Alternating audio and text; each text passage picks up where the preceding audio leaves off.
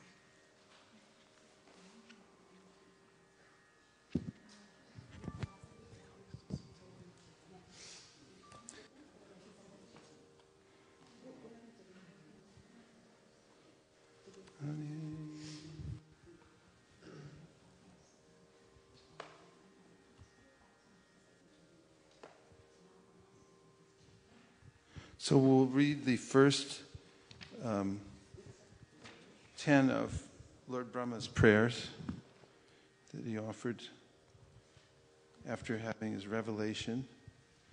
And in the Brahma Samhita, it starts on page number 47.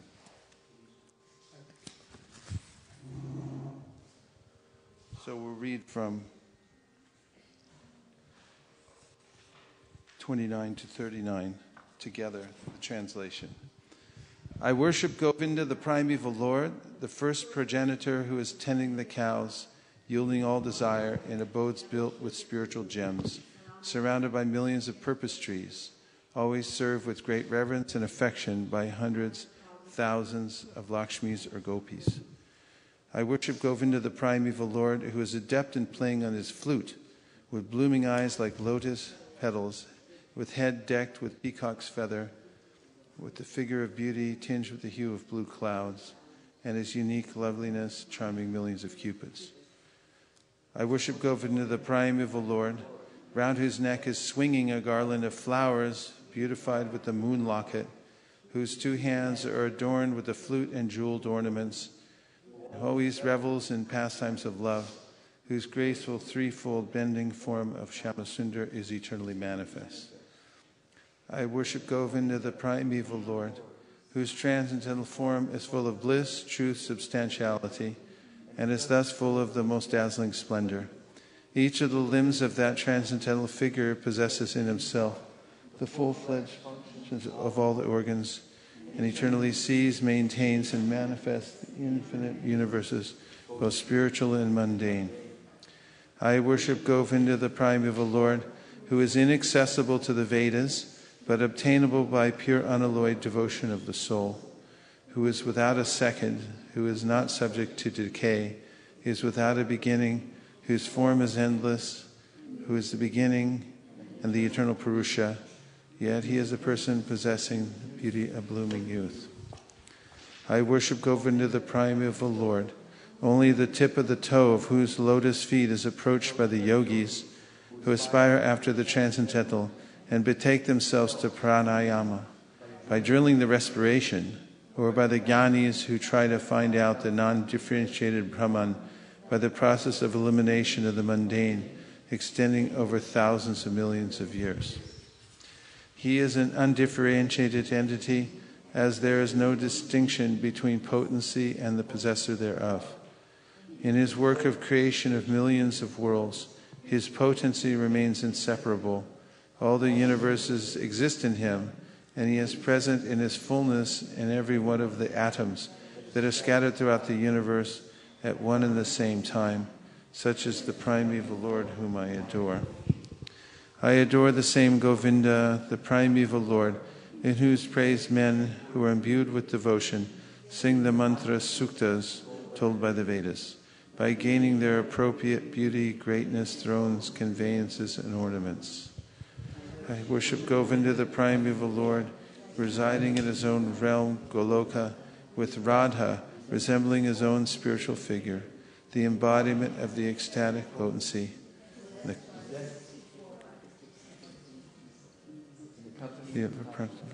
Sakis, embodiments of the extensions of his bodily form, permeated and vitalized by his ever blissful spiritual rasa. I worship Govinda, the primeval Lord, who is Shyamasundar, Krishna himself, with inconceivable, innumerable attributes, whom the pure devotees see in their heart of hearts, with the eye of devotion tinged with the salve of love.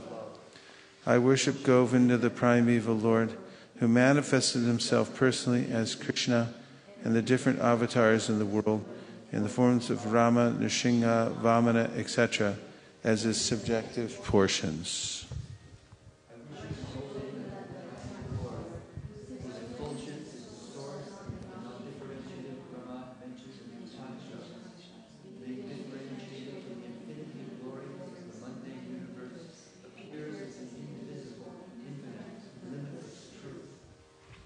Worship Govinda, the Lord, who is the absolute self-conscious principle, being the ultimate entity, the moral support of all existence, whose external potency embodies the threefold mundane qualities, that is, sattva, rajas, and tamas, and diffuses the Vedic knowledge regarding the mundane world.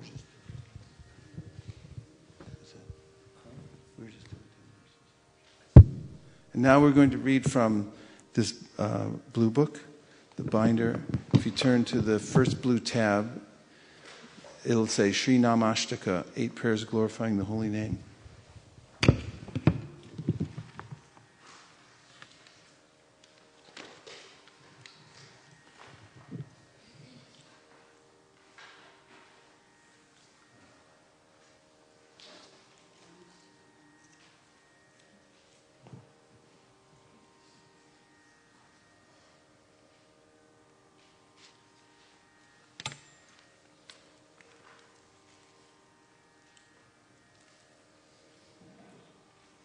So,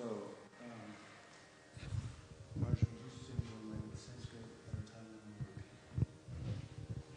Marshall, sing one line in Sanskrit and then we'll repeat. Nikila Shruti Maldi Rattamala Nikila Shuti Juti Nirajita Pada Pankajanta Ayi Mukta Kular Upasyamanam Paritastvam Harinama Sankshayami. Next together. Oh Harinam, the Tips of the toes of your lotus feet are constantly being worshipped by the glowing radiance emanating from the string of gems known as the Upanishads, the crown jewels of all the Vedas. You are eternally adored by liberated souls like Narada and Shukadev. O Harinam, I take complete shelter of you. Jayanam Madeya Muni Brindageya He Janaranjanaya Paramakshaраkrite Tvam Anadanad Apimanagudiritam Nikilogratapa Patalim Bilumpasi.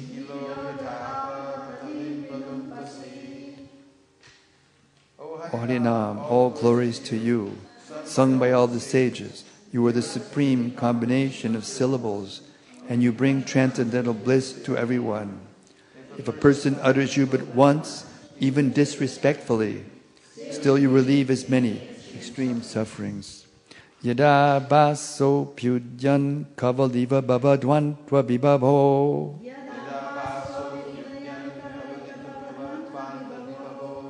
Drisham tat vandanam api dishati bhakti pranayinim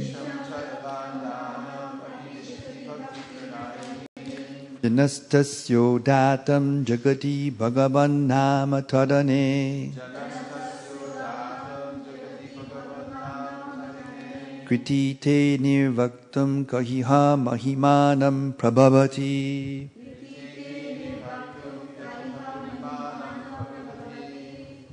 Son of the holy name, even a dim glimmer of your splendor swallows the powerful darkness of materialistic life, gives those who are blind to the truth the vision to follow the path of pure devotional service. Who in this world, even if learned and pious, can fully describe your transcendental glory. Yad Brahma Sakshat Kriti Nishtayapi Vinasham Ayati Vinana Bogahai Apaiti Nama Spuranena Tatte Prarabdha Karmiti Virauti Vedaha.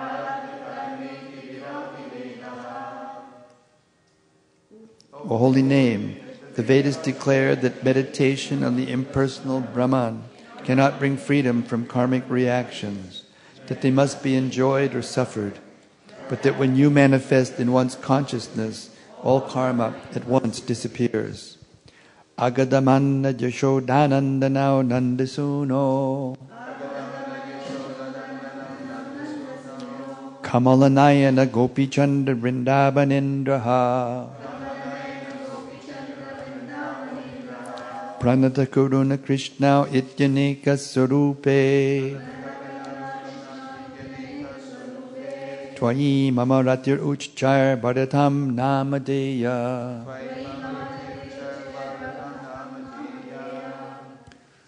O holy name, you have many forms such as Agadamana, crusher of Agasura, Yashodanandana, darling child of Yashoda, Nandasuno, son of Nanda, Kamalanayana, lotus-eyed one, Gopi Chandra, moon of the gopis, Vrindavanendra, king of Vrindavan, Pranata Karuna, he who is merciful to the surrendered souls, and Krishna. I pray that my love for you and your many forms may greatly increase. Vacham chakam it yudedi bhavato namasarupadvayam.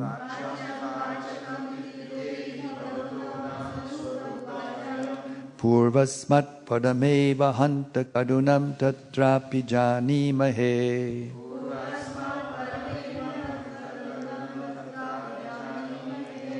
Yastasmin vihita parada nibaha prani samantad bhaved.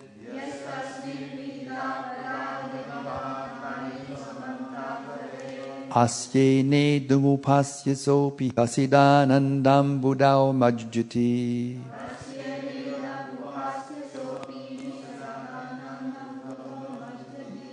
O Holy Name, you manifest two forms, the Supreme Person you designate and the sound vibration that designates.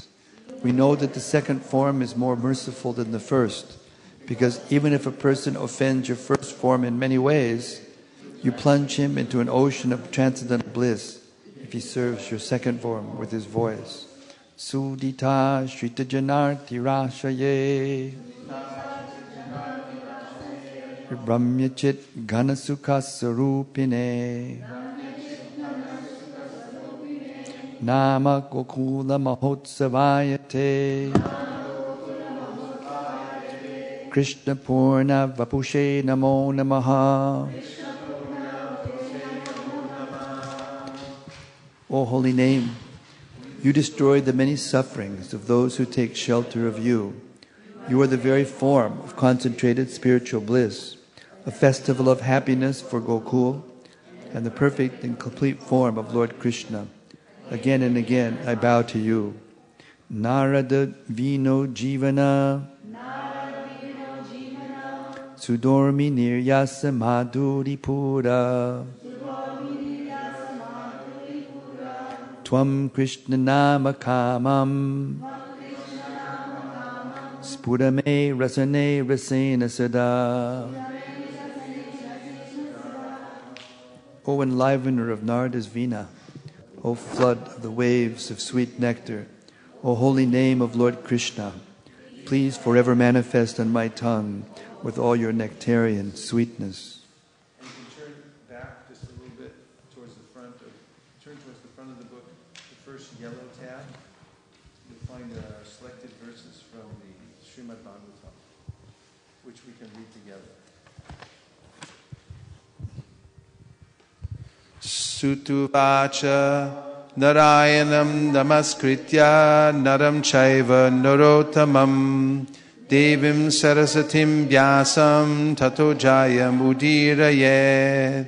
Srila Sutta Goswami said, before reciting the Srimad Bhagavatam, which is the very means of conquest, one should offer respectful obeisances unto the personality of Godhead Narayan, unto Narayan Rishi, the supermost human being, unto Mother Saraswati, the goddess of learning, and unto Srila Vyasadeva, the author. Vedanti tat tattva vidhas tattvam yajnanam advayam rameti paramatmeti bhagavan iti shabdyate. Learned transcendentalists who know the absolute truth call this non-dual substance Brahman, Paramatma, or Bhagavan. Shrindvatam swakatha Krishna punya shravana kirtanaha Hridyantaksto hyapadrani vitunoti suhritsatam. Sri Krishna, the personality of Godhead, who is the Paramatma, super soul in everyone's heart, and the benefactor of the truthful devotee, cleanses desire for material enjoyment from the heart of the devotee who has developed the urge to hear his messages, which are in themselves virtuous when properly heard and chanted. Nashta prayeshu bhadreshu nityam bhagavata sevaya Bhagavat uttama shloke bhaktir bhavati naishtiki. By regular attendance in classes on the Bhagavatam and by rendering of service to the pure devotee, all that is troublesome to the heart is almost completely destroyed, and loving service under the personality of Godhead, who is praised with transcendental songs, is established as an irrevocable fact. Tadara justamo bhava kamalo bhadayaschaye cheta etar anavidam sitvam satve prasidati. As soon as irrevocable loving service is established in the heart, the effects of nature's modes of passion and ignorance, such as lust, desire, and hankering, disappear from the heart. Then the devotee is established in goodness, and he becomes completely happy.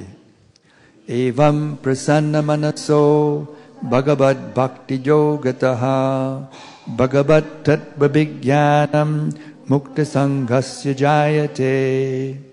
Thus established in the mode of unalloyed goodness, the man whose mind has been enlivened by contact with devotional service to the Lord gains positive scientific knowledge of the personality of Godhead in the stage of liberation from all material association. Vidyate vidya grantish chidyante sarva sangshayaha chiyante chasya karmani trishta evat manishwarehe. Thus the knot in the heart is pierced, and the misgivings are cut to pieces. The chain of fruitive actions is terminated when one sees the self as master.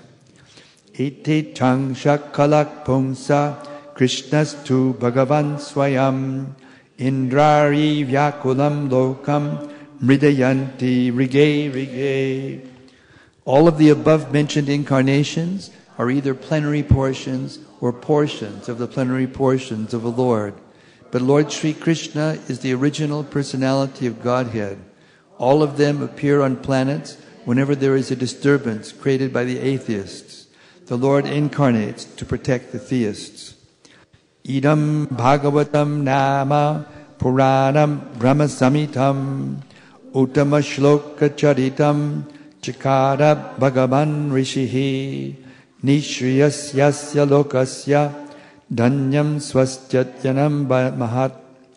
This Srimad Bhagavatam is the literary incarnation of God, and it is compiled by Srila Vyasadeva, the incarnation of God. It is meant for the ultimate good of all people, and it is all successful, all blissful, and all perfect. Krishne Svedamo Bhagate Dharmagyanadibi Saha Kalao Nishta Pricham Nesha Puranarko Nidonitaha. This Bhagavat Purana is as brilliant as the sun, and it has arisen just after the departure of Lord Krishna to his own abode, accompanied by religion, knowledge, etc. Persons who have lost their vision due to the dense darkness of ignorance in the age of Kali shall get light from this Purana. Tasmin swa ashrame vyaso badari sandamandite asino pa upashvisya pranidayau manak swayam. In that place, Srila Vyasadeva, in his own ashram, which was surrounded by berry trees, sat down to meditate upon touching water for purification. Bhakti yogena manasi samyak pranihite male apashyat purusham purnam mayam tad apashrayam. Thus he fixed his mind, perfectly engaging it by linking it in devotional service, bhakti yoga, without any tinge of materialism. And thus he saw the absolute personality of Godhead, along with his external energy, which was under full control. Yaya samohito jiva atmanam tris gunatmakam paro himanyute tartam tatkritam chabipadyate. Due to this external energy, the living entity, although transcendental to the three modes of material nature, thinks of himself as a material product and thus undergoes the reactions of material miseries. Pashamam sakshad bhakti yoga madhok saje lokasya janato vidbangs chakri satvada sanghitam. The material miseries of a living entity, which are superfluous to him, can be directly mitigated by the linking process of devotional service. But the mass of people do not know this, and therefore the learned Vyasadeva compiled this Vedic literature, which is in relation to the supreme truth. Sutta uvacha atma ramascha munayo nirganta apyarukrame kurvantya haitu kim bhaktim itam bhuta guno harihi. All different varieties of Atmaramas, those who take pleasure in Atma, or spirit self, especially those established on the path of self-realization, though freed from all kinds of material bondage, desire to render unalloyed devotional service under the personality of Godhead. This means that the Lord possesses transcendental qualities and therefore can attract everyone, including liberated souls. Shri Bhagavan Uvacha Aham Vivasame Bhagre Nanyat Yat Sadasat Param Paschat Aham Yaritatcha Yo Vishishet Dasosmyaham. The personality of Godhead said, Brahma, it is I, the personality of Godhead, who was existing before the creation when there was nothing but myself, nor was there the material nature, the cause of this creation.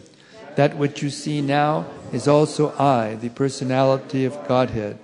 And after annihilation, what remains will also be I, the personality of Godhead. Ritam ritam yat pratiyeya, na pratiyeta chatmani, tad vidyat atmano mayam, yata bhaso yata tamaha.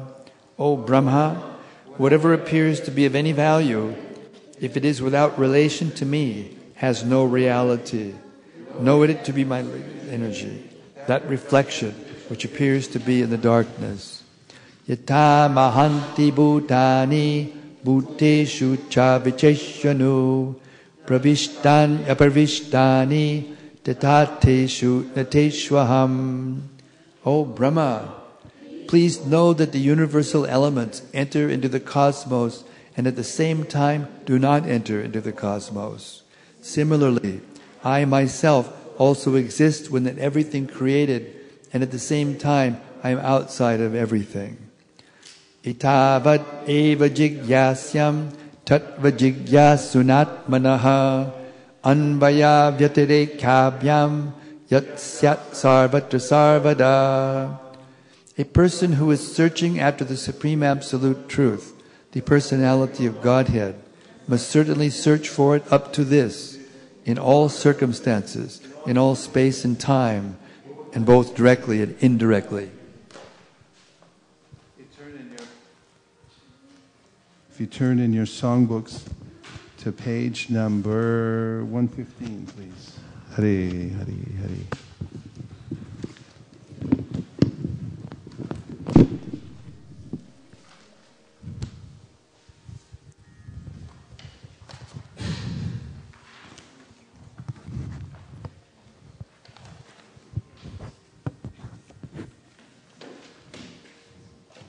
We'll sing this together.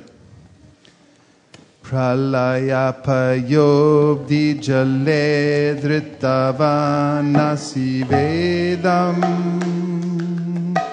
vihita vahitra charitramakedam keshavadrita mina sharira jai jagadisha hare Jai Jagadisha Hare Jai Jagadisha Hare Shitiriha Vipulatare Tishtati Tava Prishte Dharani Dharana Kina Chakra Karishte Keshavadrita Kurma Sharira Jai Jagadisha Hare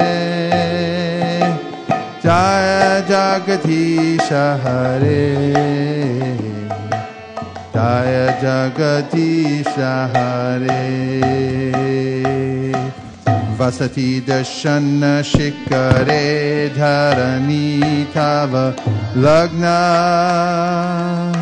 Shashanika Lanka Kaleva Nimagna Keshavadrita Shukara Rupa Jai Jagadisha Hare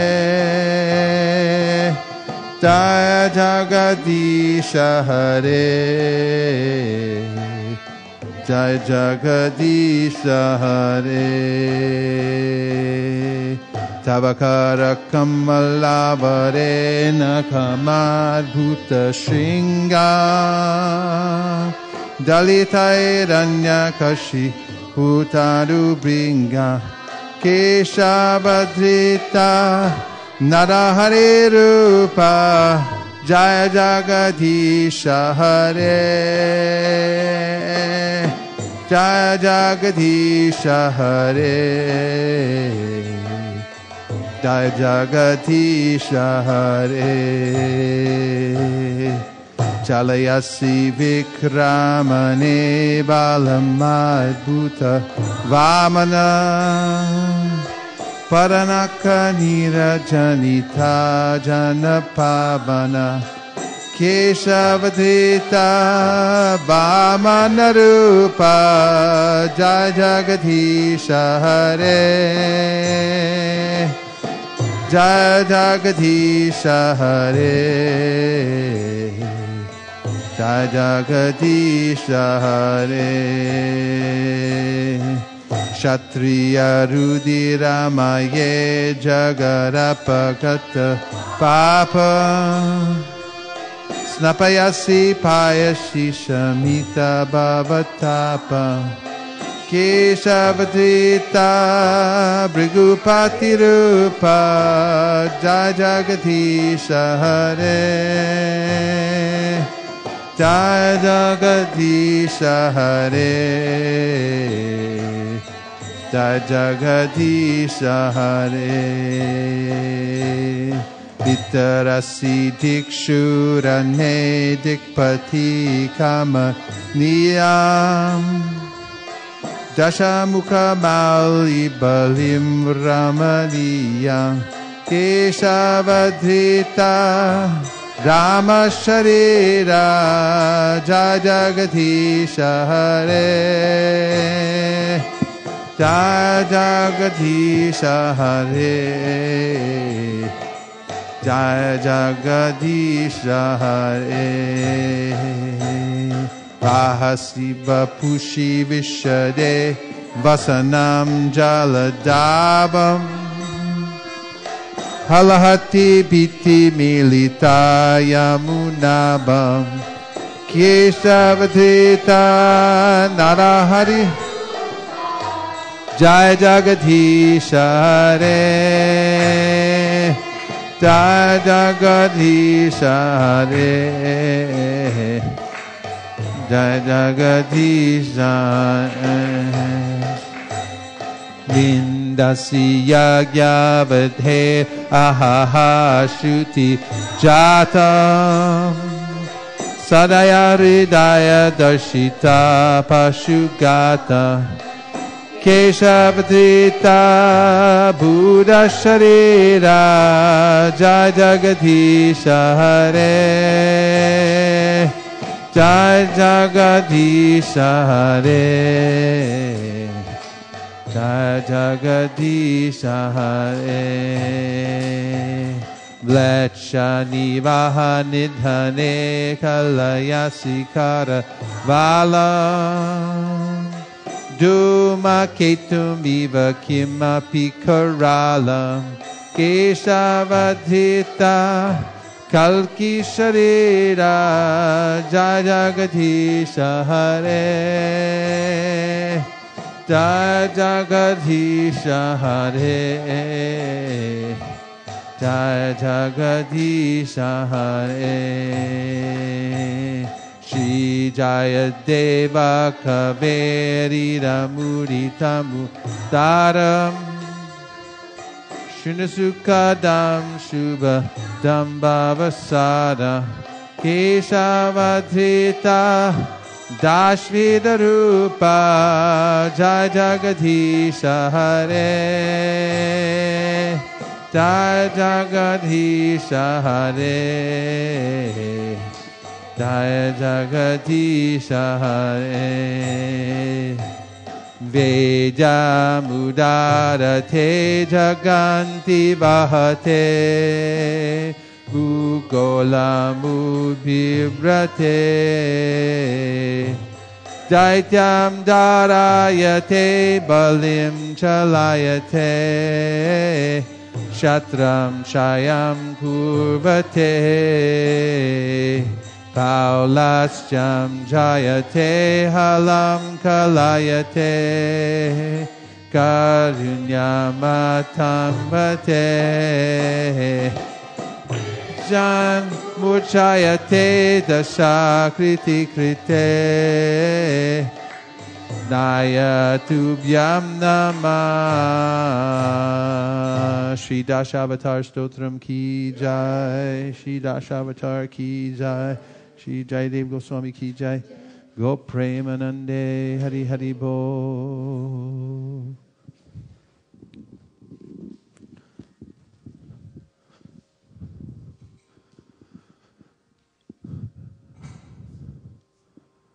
It gives me great pleasure to introduce our next guest here at ISV this morning. We welcome all of you today who are here in the studio. And also all of those of you who are online, thank you, welcome. Today we have the debut of one of our rising stars here at ISV, Priya Kishori Devi Dasi, who has been working on a seminar called Revolutionary Clean, which she will explain to you as she opens the seminar. And she was born into the Krishna consciousness movement and has had uncommon focus in her devotional practice throughout her babyhood and childhood, and now as she's coming into young womanhood. So we feel very fortunate to be here today for her public speaking debut. She's made other forays into the public speaking venue, but today is her official debut, where she'll be giving an hour-and-a-half seminar, which she took great care to prepare for us. So let's please welcome, with great applause, with grace, Priya Kishori Devi Dasi. A little more. Come on, give it up. A little more.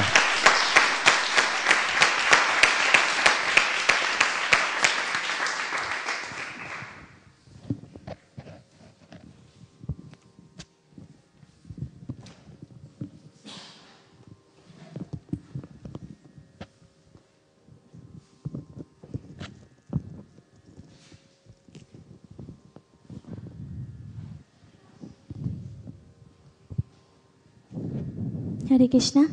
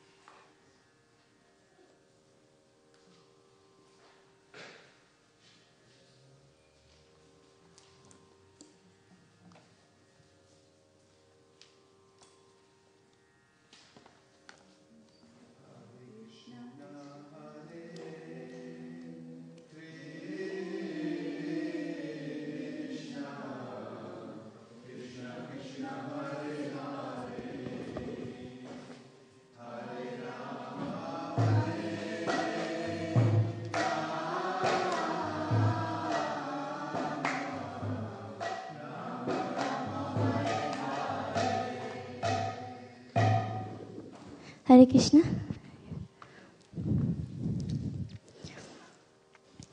Om Ajnanatimirandhasya Jnananjanashalakaya Chakshurunmilitam Yena Tasmai Shri Gurave Namaha. Shri Chaitanya Manobhishtam Sthapitam Yena Bhutale Swayam Rupa Kadamahyam Dadati Swapadantikam Vandeham Shri Guru Shriyuta Shri Gurun Vaishnavamscha Shri Rupam Sagrajatam Sahagana Raghunathanvitam Tam Sajivam Sadvaitam Savadhutam Parijana Sahitam Krishna Chaitanya Devam Shri Radha Krishna Padan Sahagana Lalita Shri Vishakhanvitamscha Nama Om Vishnu Padaya Krishna Prishtaya Bhutale Srimate Bhakti Vedanta Swami iti namine Namaste Saraswati Deve Gauravarni Pracharine Nirvishesha Shunyavadi Paschatya Deshatarine Jaya Shri Krishna Chaitanya Prabhu Nityananda Shri Advaita Gadadhara Shivasadi Gaura Bhakta Vrinda Hare Krishna Krishna Krishna Hare Hare Hare Rama Rama Rama Hare Hare. I welcome you all to today's Saturday morning seminar, which is entitled Revolutionary Cleanliness.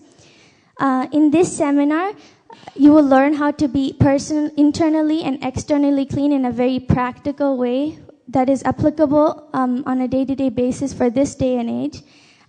You'll also learn how to keep the temple very clean, revolutionary clean, and you will also learn how to please Guru and Krishna through this very good quality of cleanliness. I've just put together many quotes from Srila Prabhupada, and I've put together quotes from the Pancharatna Pradipa, which was a book released by GBC specifically on deity worship. And I'm just sharing all this with you, so please bless me, and I'm very grateful to have this opportunity to share this with you. And please ask questions, because the more you ask questions, the more it encourages me to go on.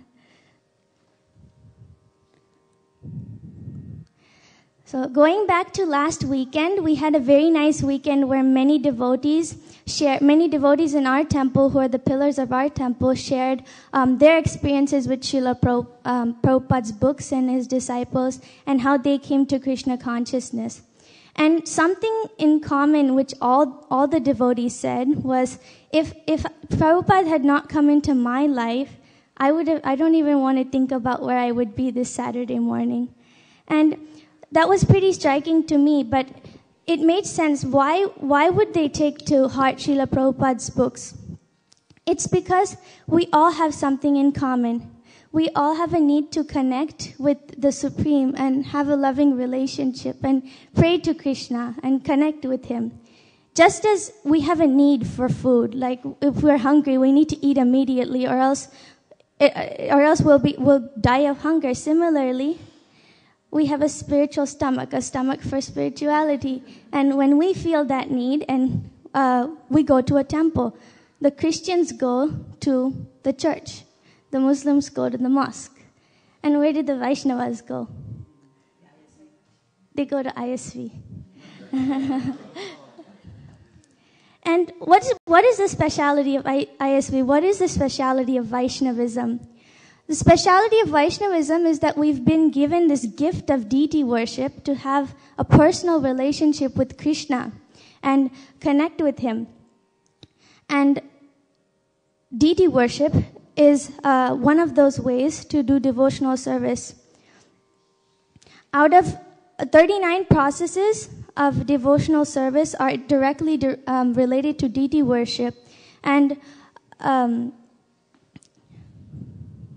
in deity worship, we get a practical way to serve the Lord. We don't have to sit in meditation, concentrate on the tip of our nose, and control our pranayama. If we just worship the Lord, we can get that same ability. For example, if you tell somebody to come share their realizations, listen to a very heavy class on philosophy, and memorize lots of the Vedas, and come and share their realizations. It's a little difficult. Not everybody in this age of Kali Yuga, most of us aren't meant for that, because in this Kali Yuga, men aren't very intelligent. So when you call devotees to do service through their hands, and tangible service like making flower garlands for the deities and making other arrangements, then it is more easier. As we do that, we also control our mind at the same time. Lord Chaitanya Mahaprabhu also says that some of the rules for deity worship are kind of technical and may even appear ritualistic. But if we keep in mind that the goal is to satisfy the Supreme Personality of Godhead, we will be able to follow these regulative principles. And Srila Prabhupada says that in order to avoid offense, two things must be present in deity worship. Those two things are punctuality and cleanliness. Punctuality means that everything should be on time, like perfectly on time. And cleanliness means that we should be internally clean, externally clean, and the temple of the Lord, the paraphernalia of the Lord, must also be clean. So when I was looking up cleanliness in the dictionary, this is the definition that I got. Cleanliness means habitually being clean of need of person or dress, the habit of keeping free of superficial imperfections. But we can't just be free of superficial imperfections. We have to go inside and get rid of our internal imperfections also. And the diligence in keeping clean. This is also very important, because we can't just be clean when we feel like it. We have to be clean all the time. And there are some materialists, so to say, who have given many quotes on cleanliness, and they don't have anything to do with spirituality, but this is some quotes they've given. George Bernard Shaw, he said that, "Better keep yourself clean and bright. You are the window through which you must see the world." And Joseph Addison said, "Cleanliness may be defined to be the emblem of purity of mind." And cleanliness also provides us with attention, because everything is organized and clean. It provides us with diligence in being clean. Practice, we have to practice to be clean, and pride in the work we do. Pride not like, oh, I'm so clean, not that type of pride, because cleanliness is not the only thing that takes us back to Godhead. The mercy of Guru and Krishna, the mercy of Srila Prabhupada also takes us back to Godhead. But we have to show Krishna that we're willing to put in our effort and endeavor to be as clean as possible and go back to Godhead. Now, this was cleanliness in the material sense. But now let's go to the spiritual side. How is cleanliness important in Krishna consciousness? Cleanliness is one of the 4 pillars of religion. In order to hold up a building, you need 4 pillars. Any building needs to be held up by strong pillars. And the 4 pillars of religion are austerity, cleanliness, mercy, and truthfulness. And in this age of Kali Yuga, most of them aren't very present, but we can endeavor to do that. And Srila Prabhupada also says that Suchihi means clean, or Suchihi means Brahmana. So Brahmanas means Suchi. And Vaishnavas are the topmost among the Brahmanas, so we can think about how clean the Vaishnavas should be. Srila Prabhupada also says that by stressing all kinds of cleanliness habits, eventually one can be purified completely and thus qualify himself to meet God face to face. It's a very powerful quality. And he also says, keep yourself clean outside by bathing, clean inside by chanting Hare Krishna Mahamantra, and go on this way and you will make rapid advancement. He also makes a very strong statement that cleanliness is next to godliness, and material world means dirty things, as you can see in this picture. We're more or less like that person swimming through the dirt and trying to be clean. And spiritual world means clean. Like this, you can see a very beautiful view of Vrindavan, and there's no plastic lying around here and there. There's two types of cleanliness. There's internal cleanliness and external cleanliness. Since we are all in the bodily concept of life and we're still in this world, and when we think more about the body than about the inside at this stage, let's start with external cleanliness.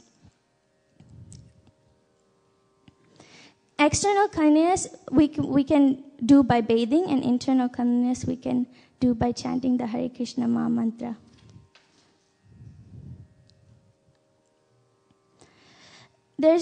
So before we start going into in external cleanliness, what is the purpose of this body? Does anybody know the purpose of this body? Yes, Mati. To serve Krishna and to give Krishna consciousness to others. Yes, that is the purpose of the body.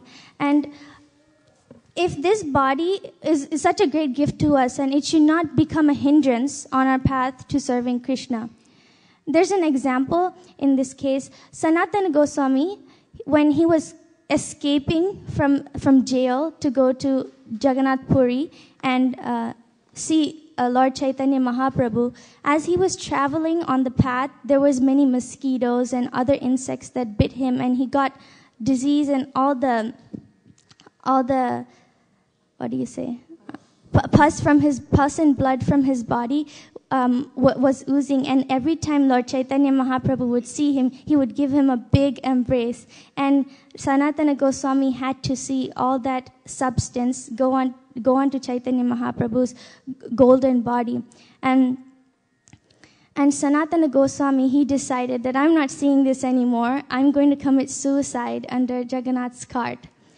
And Chaitanya Mahaprabhu, who's Paramatma, you can't hide anything from him.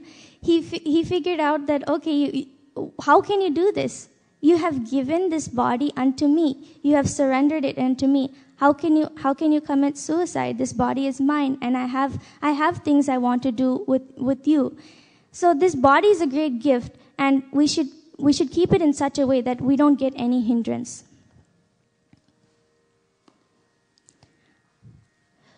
First, when we wake up in the morning, there are a few procedures we should follow in the morning.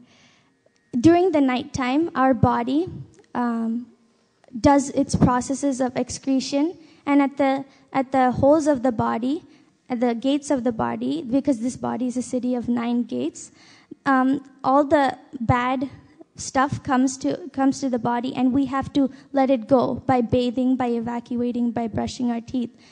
And Srila Prabhupada says that the first thing we should do when we get up is evacuating. This is a quote.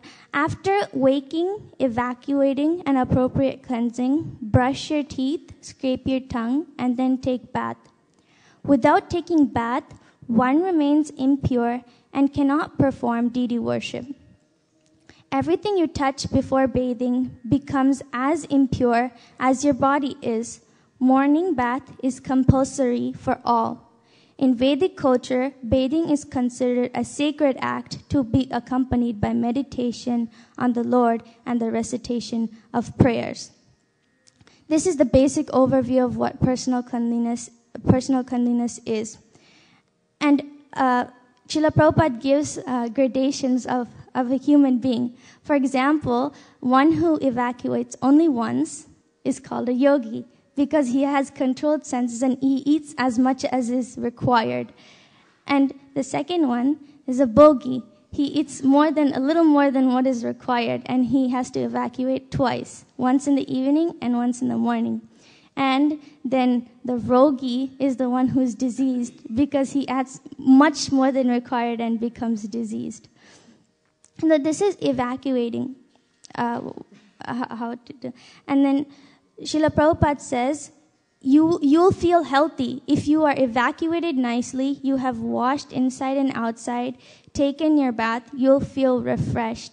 And unless you feel refreshed, you can't very nicely chant Hare Krishna mantra or serve Krishna. Therefore, cleanliness is a requirement. Srila Prabhupada also talks about how much we should eat, because if we automatically control our belly and tongue, automatically we will control our evacuation. And therefore, Srila Prabhupada says, therefore I ask you, keep cleansed your bathing, your clothes, and your room. Otherwise, you'll suffer hepatitis or jaundice, this or that. You'll suffer because you're not clean. If you clear, you remain cleansed, then there will be no disease. If you remain cleansed, you eat properly, don't eat more, don't eat less, there will be no disease, no doctor. That's a fact.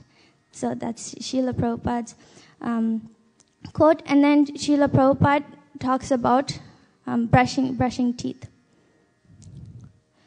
If you go to a dentist, they will also talk to you very specifically at what angle and what degree to brush your teeth at, so it doesn't affect your gums and it doesn't not clean your teeth properly. But the basic thing is, you should wake up in the morning, gargle your mouth properly. There's even a specific number of 12 that's given to gargle your mouth, but that might be a lot. The whole point is to clean the mouth properly. And then wet the toothbrush, put the toothpaste and brush your teeth properly. And then gargle your mouth very, very nicely so that all the foam that comes from the toothpaste is gone out of the mouth, because that can also affect the gums. And then scrape the tongue. Scraping the tongue is also very important. And every time you brush your teeth, the toothbrush becomes older and older and older. So after about a month or so, you should replace the toothbrush. And there was also mention of using twigs for brushing the teeth, but we're in America and we don't really find twigs, and we're not that varnashrama like yet. So if you can find twigs, that's nice. But yeah. And then after brushing the teeth, you can clip the nails. So clipping the nails can be done during the day, not early in the morning and not during the nighttime. And when you clip the nails, you should bathe immediately. And then don't let the clippings lie around here and there. Immediately put it in the toilet and flush it away, because the bhutas or the other creatures, they feast off of the nail clippings, and we don't want that to happen.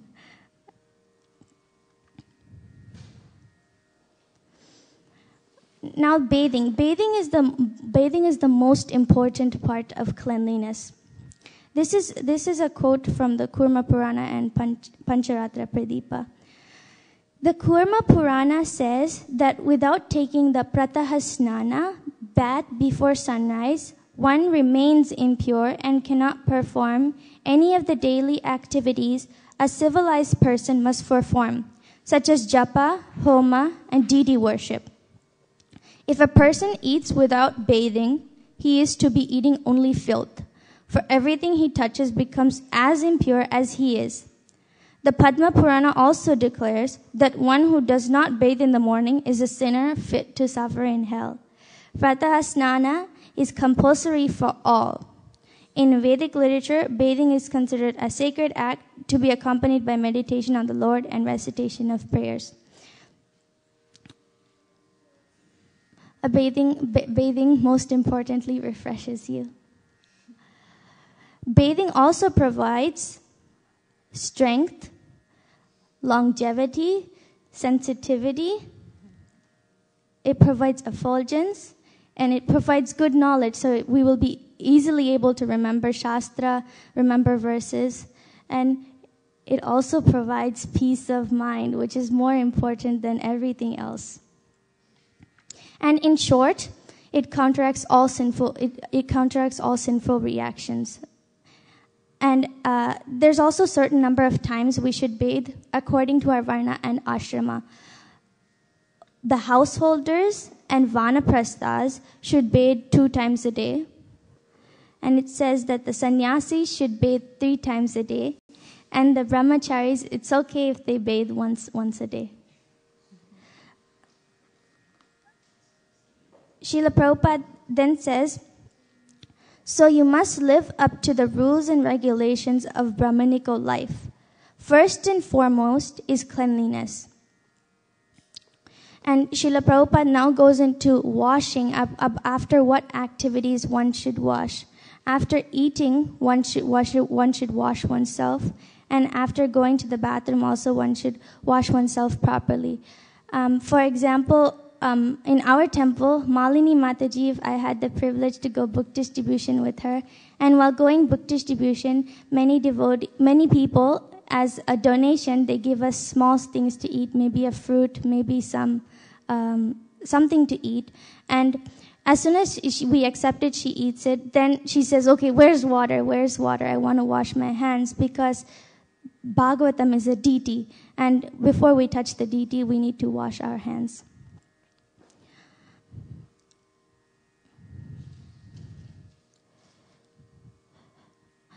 For after passing stool, Srila Prabhupada specifically says, cleanliness means if you go to the latrine or the bathroom, the injunction is that you will have to wash your hands, legs so many times, not with water but with earth. Nowadays, it is soap. So if we cannot wash our hands and legs for many times, at least you should wash once or twice with soap. This is called shaucham. Srila Prabhupada then says that Krishna consciousness means a clean bead bag. The bead bag should always be cleaned. And for the certain types of cloth that the bead bag is, for example, that's about the cloth. One second.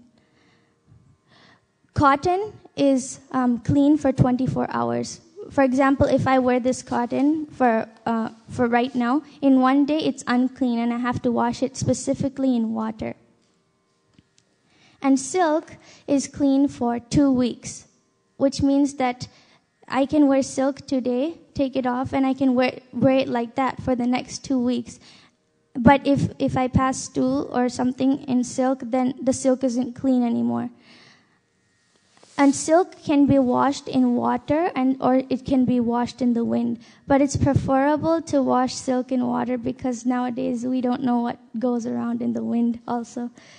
And then we can also wear wool. Wool is always pavitram. It's always clean. No matter what you do in wool, it will always remain clean. So coming back to the chanting bag point, if your chant bag is cotton, that means that you have to wash it every single day, because every time you touch the cotton, you'll become impure, since after a day it becomes impure. But if your chant bag is woolen, then you don't have to wash your chant bag. You can just keep it clean. Then silk, I guess you have to wash it after 2 weeks.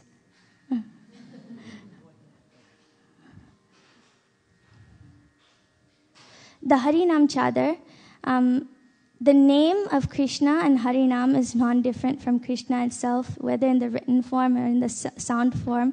So we have to be very careful when we wear Harinam Chadar, since if it hangs below the waist, we're very likely to sit on the Harinam Chadar, and that's an offense to Krishna. So when we wear Harinam Chadar, better to wear it above the waist, because it's not likely to touch the ground, or we are not likely to sit on it.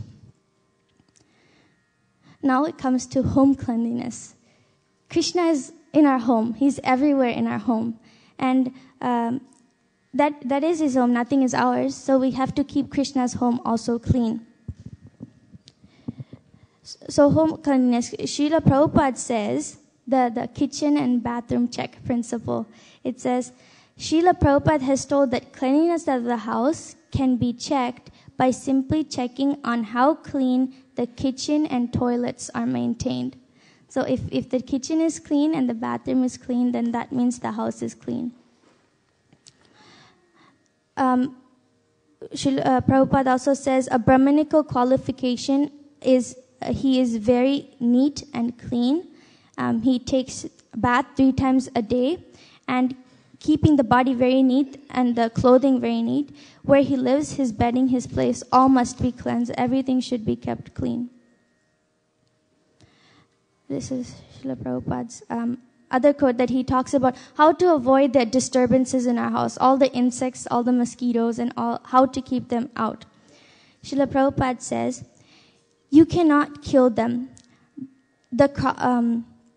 So this is unclean. The cockroaches, when they come into the house, because of the apartments, they're so tall that the cockroaches start growing on the top and then they start coming down into the houses. So this is, he says how to avoid the cockroaches. So if you keep yourself clean, there will be no more disturbances. The incense will keep away all the insects. You make fresh food, there will be no germs. You take warm, immediately prepared, that is germicide foodstuff. But if you keep it for months together in the refrigerator, that will contaminate with germ and disease. Therefore, the Brahmanical culture means cleanliness is next to godliness. You have to keep your body clean, you have to keep your apartment clean, everything clean, and then there will be no more disturbances. The disturbances of all the pests. This is home cleanliness. This seminar is kind of an overview of cleanliness because each one of these points could be another seminar altogether. Now we'll come to the real main essence of this whole seminar is temple cleanliness. How to keep Krishna's home clean, how to keep our temple clean.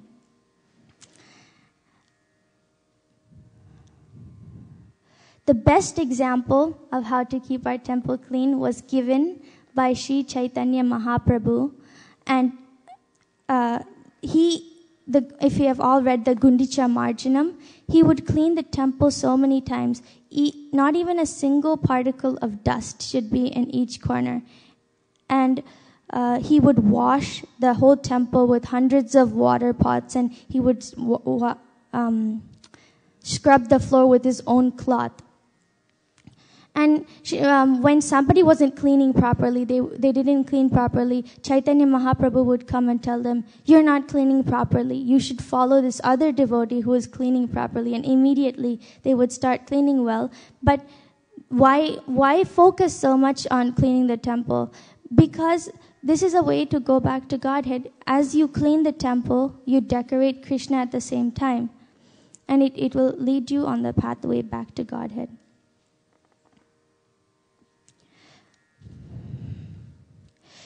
Cleaning the temple as clean as glass, always. Everyone remarks this, that our temples are very clean.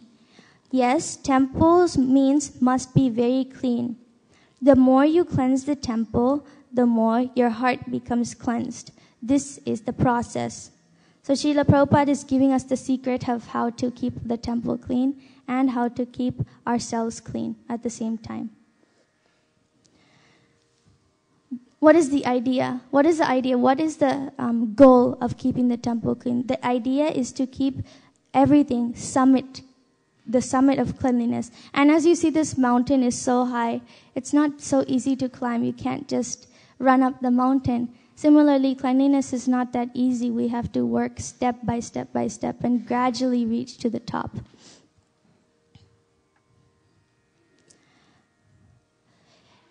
Everything we offer to Krishna is Vishnu Yajna, or an offering to Lord Vishnu, and cannot be performed uncleanly. To offer anything in an unclean state is called Seva Aparad. If we simply make a show of offering services to the deity, but do not care for the Seva Aparad, certainly the Radha Krishna deity will not accept offerings from such non-devotees. It's a pretty strong statement. And Srila Prabhupada also says that we should not manufacture our own principles. We should follow whatever is there, and that's when Radha Krishna will accept the perfect offering.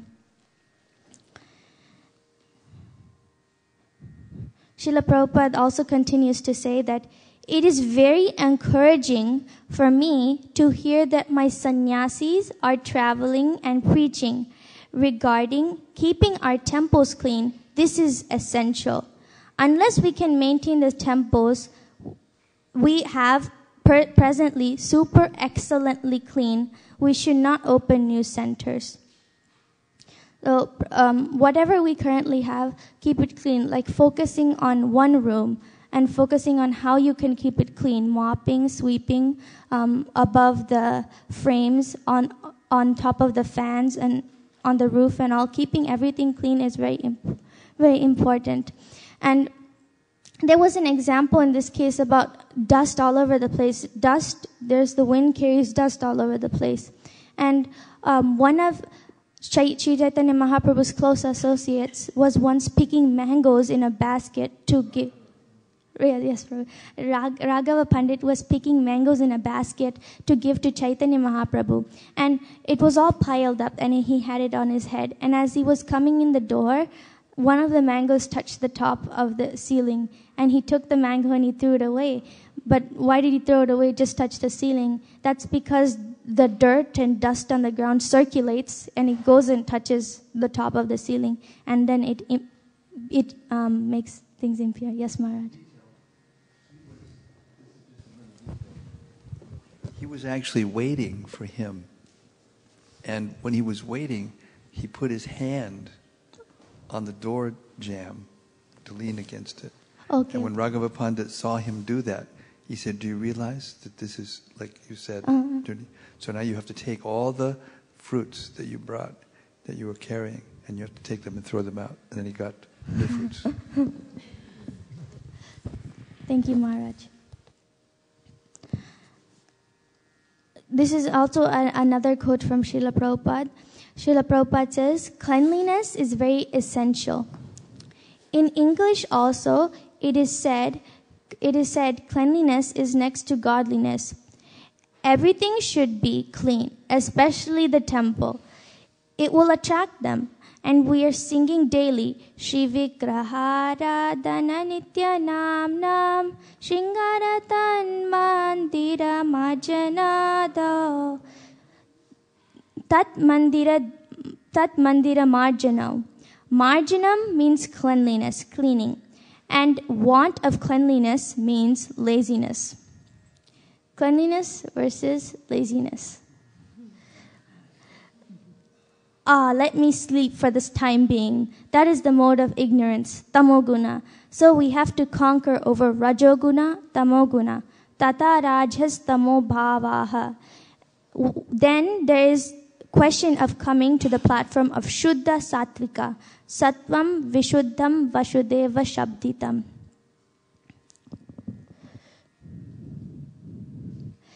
Srila Prabhupada says that your country, America, will become so much degraded that they will appreciate if we are revolutionary clean. Yes. You told us to encourage you. Yes, so I have an anecdote. Yes, Maharaj. Directly with Srila Prabhupada that I was present. Yes, Maharaj. We were on a morning walk in Vrindavan in 1975, the year that the temple was opened and the deities were installed. And Prabhupada was like a tiger, finding every single thing. So we were walking out the front of the temple, and over in the corner there was some, leaves and different things piled up, and it was from decorating the temple for the festival. And Prabhupada stopped and he looked over it and he pointed his cane and he said, well, what is that? And everybody was like, they didn't know what to say. And Prabhupada, just see, he said, every morning you chant, Shringaratan Mandir Marjanado, and you can't see that also needs to be clean. So even the corners and the... Thank you, Maharaj.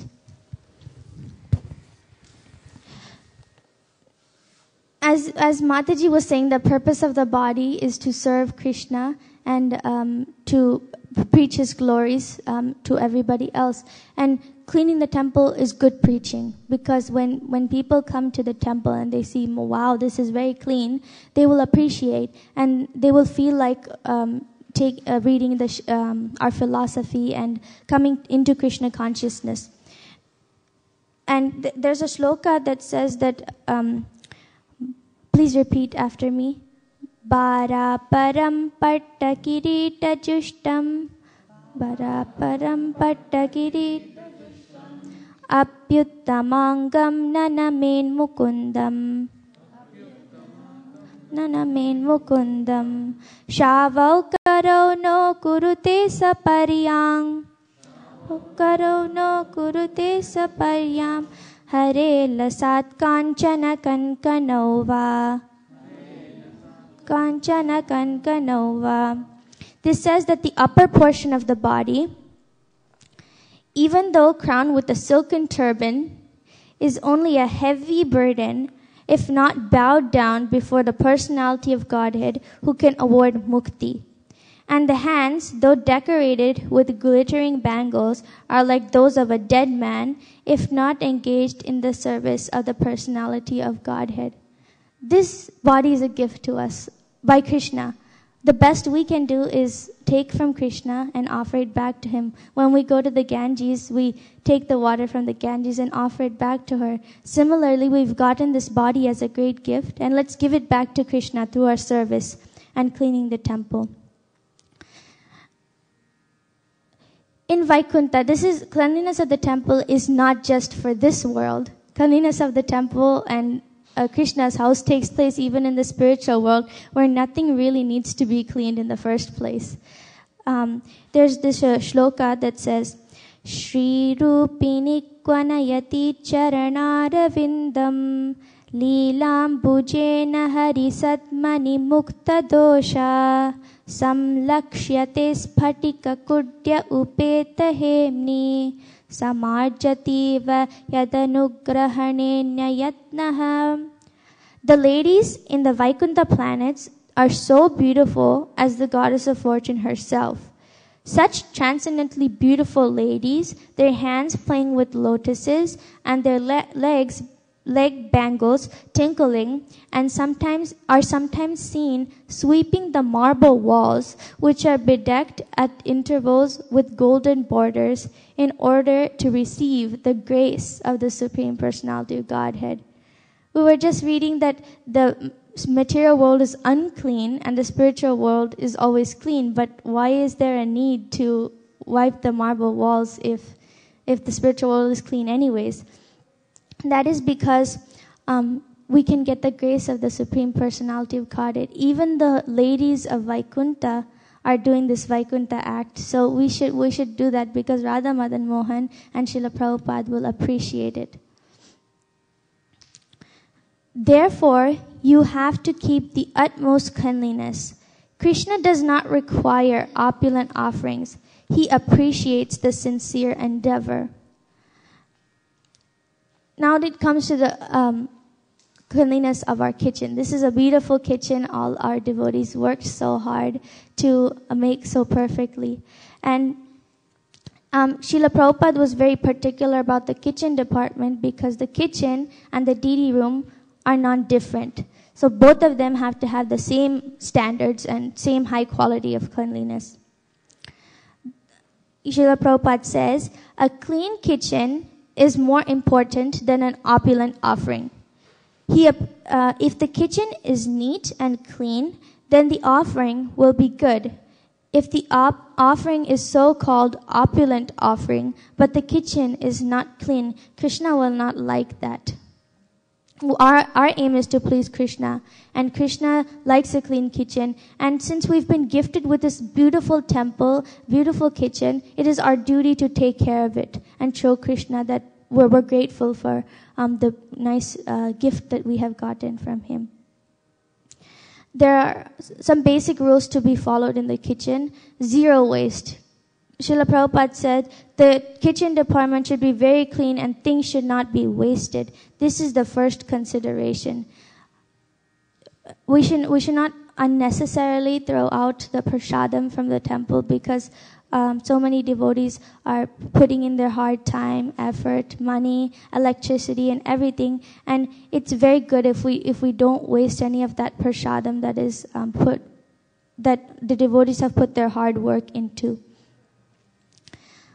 One should never eat within the kitchen. Eating should be done only in the temple hall or prasadam hall. For us, it's the temple room. You should not wear shoes in the kitchen, because we wear the shoes outside and all the dirt from the outside gets onto the bottom of our shoes. And then when we walk in the kitchen, we just contaminate the whole thing. So in our temple, we have specific shoes that are for wearing in the kitchen, so nobody slips and falls. So you can wear those shoes. Also, no gossip, because what happens is we talk about whatever, job, this, that, and our mentality that we have while cooking, it goes directly into the food, and the hundreds of people who eat that food absorb that same mentality. When we come to the temple, we come for peace. We come for service unto the Lord. So let's try to talk about Krishna. Try to talk only what is necessary in order to make the preparation very good. No rinsing the mouth. You can't rinse your mouth in the kitchen sinks. Kitchen sinks are only meant for Krishna's utensils and Krishna's pots and pans. And the bathrooms, you can rinse them out and make yourself clean before going into the temple. And always wash your hands. Srila Prabhupada, whenever he was in the kitchen, he would say, wash your hands, wash your hands, wash your hands. We should always wash our hands. In this country, we've been given such a nice opportunity. Everywhere we see signs, wash your hands. And there's antibacterial soap. And there's water faucets with clean water that we have. In many countries, they don't even get clean water. So we should take advantage of that facility that we have. And the pots, they should be as shining as those pots. And Srila Prabhupada gave an example of his mother. My mother used to see every utensil, whether there is any spot. The maid servant had to surrender, examine. Then it is no spot. Then it is finished. Otherwise, she has to do it again. Everything should be neat and clean. Everything should be neat and clean. The kitchen should be very neat and clean. Washed twice daily, opened nicely, and smeared with water and gobar.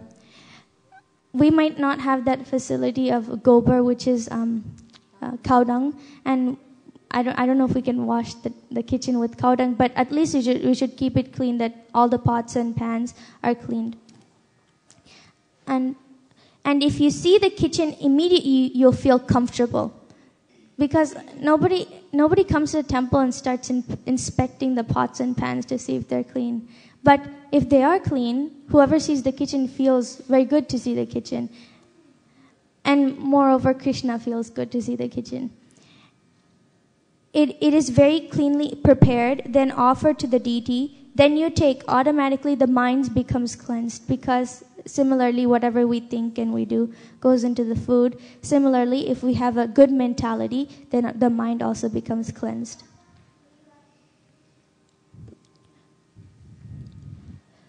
Rats and insects and pests. Why do we get rats, insects, and pests? Leftover food, everything lying around. And once the devotees had asked Srila Prabhupada, there's all rats in the temple and there's cockroaches and all these things. What should we do? Can we kill them, Srila Prabhupada? Srila Prabhupada said, no, you must be killed, because you're the one who left the mess all over the place in the first place. They're also living entities and they need food, but this is not the exact place for that. This is Krishna's home.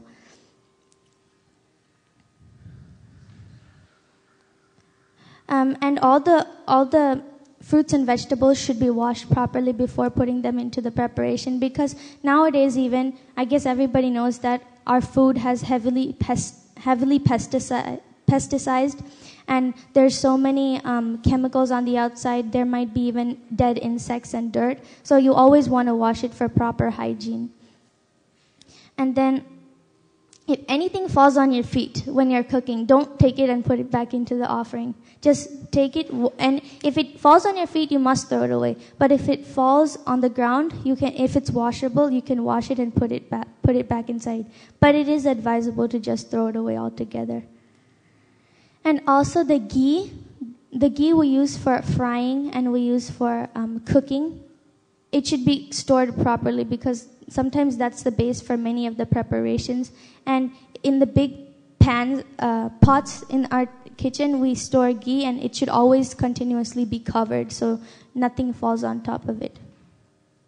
And when the offering is being made, it should be hidden, because we don't want anybody to see it except Krishna first, and then everybody else can see it. So it is recommended that the cook and the pujari see it before anybody else sees the preparation. This is, we just talked a lot about external cleanliness and the cleanliness of Krishna's paraphernalia, but and we also know that mental cleanliness and external cleanliness go hand in hand. And there's this pastime by Srila Prabhupada that demonstrates that. Srila Prabhupada was once going to many of his temples, and he went to one specific temple, and he was looking around, and everything was just lying around. There was prasadam here, nothing was organized there. And Srila Prabhupada asked the temple president, are the devotees doing their sadhana properly? And temple president said, oh yeah, Prabhupada, sadhana is being done properly. And then Srila Prabhupada said, no, that can't be possible, because if you do your sadhana, what is sadhana meant for? Sadhana is meant, clean mind and clean heart. But if your mind is clean inside, then automatically your outside will be clean. But since it's not clean outside, then that means the sadhana is not being done properly. Now, internal cleanliness and cleanliness of relationships. Our relationships are a great gift by Krishna. Every single relationship we have with our parents, with our friends, is a great gift that Krishna has given us. This lecture by Mahavishnu Goswami, he talks about clean relationships, and he says that as soon as selfishness, which is an anartha, it comes into our relationships, all the nice bonding and everything we had kind of slips away. So it is very, very good to avoid selfishness in our relationships, our personal motives.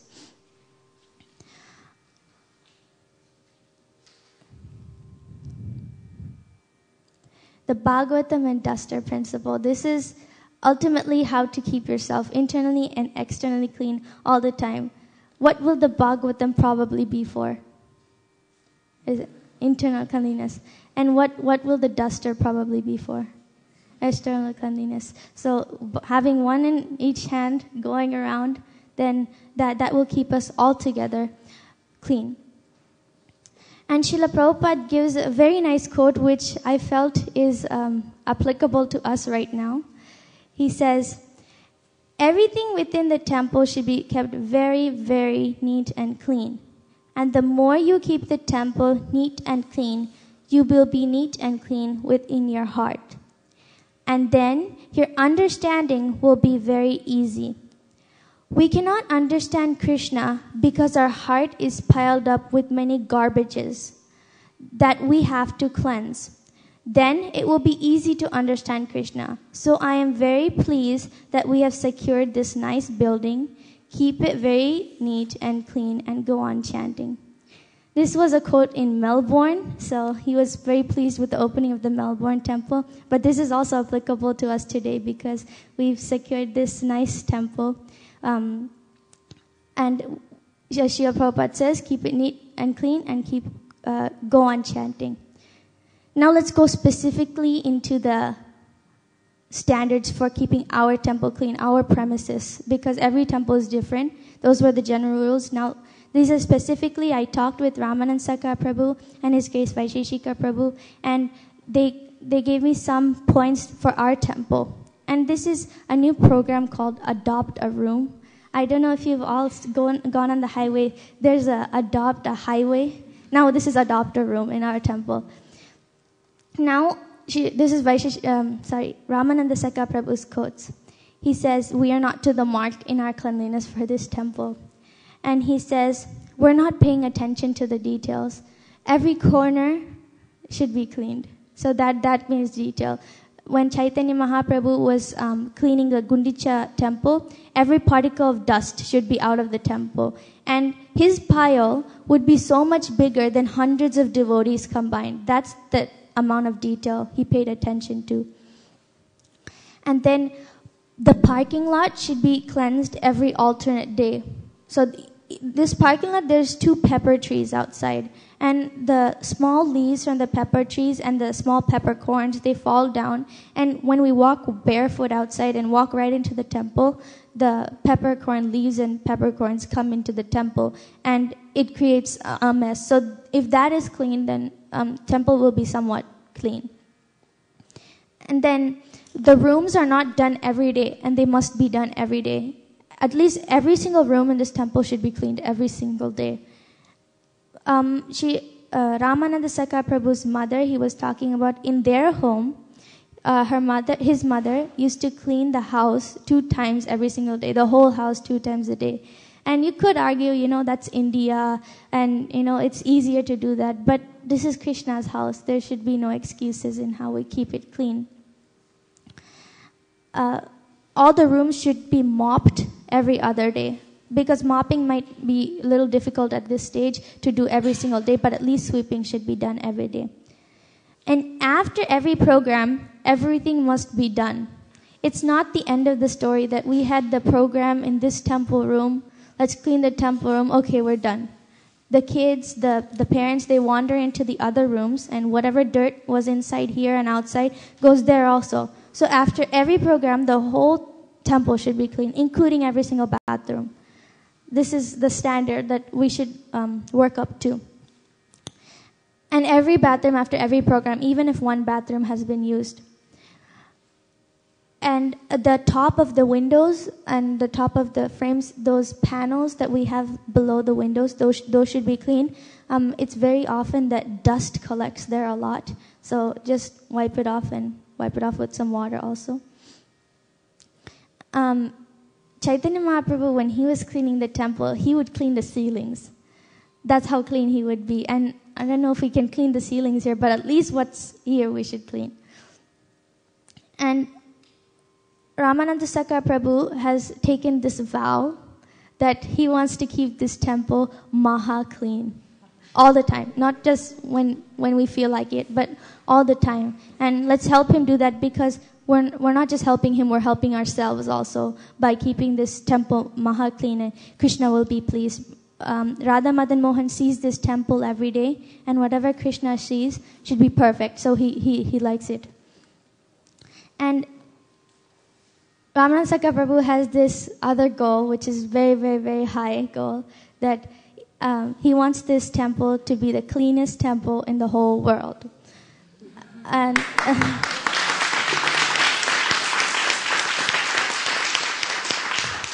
and keeping this the cleanest temple in the world is pretty big duty, because there's a lot of temples around the world.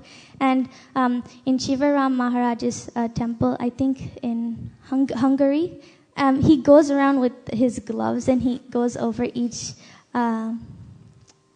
top of the door, and he sees if there's dust, and he tells them to clean it. So if we want to be the cleanest temple in the world, we have to go to at least that stage. So are there any questions about?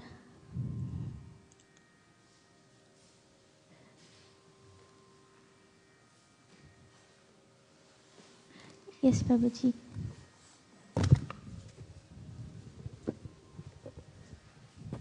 How do we adopt a room? Is that a program? Is there a sign-up sheet or anything?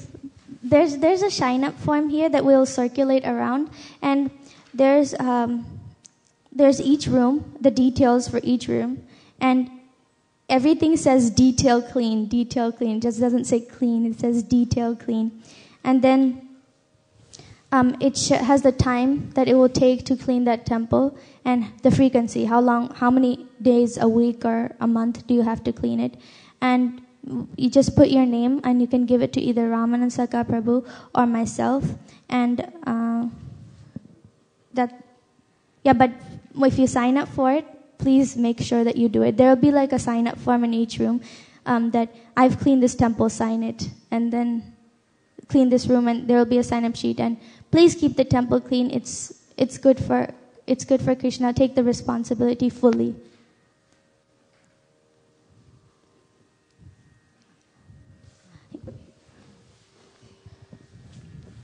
Thank you very much, Madhuri, for this amazing aspects of cleanliness. My question is really, there are standards. You've defined all these standards.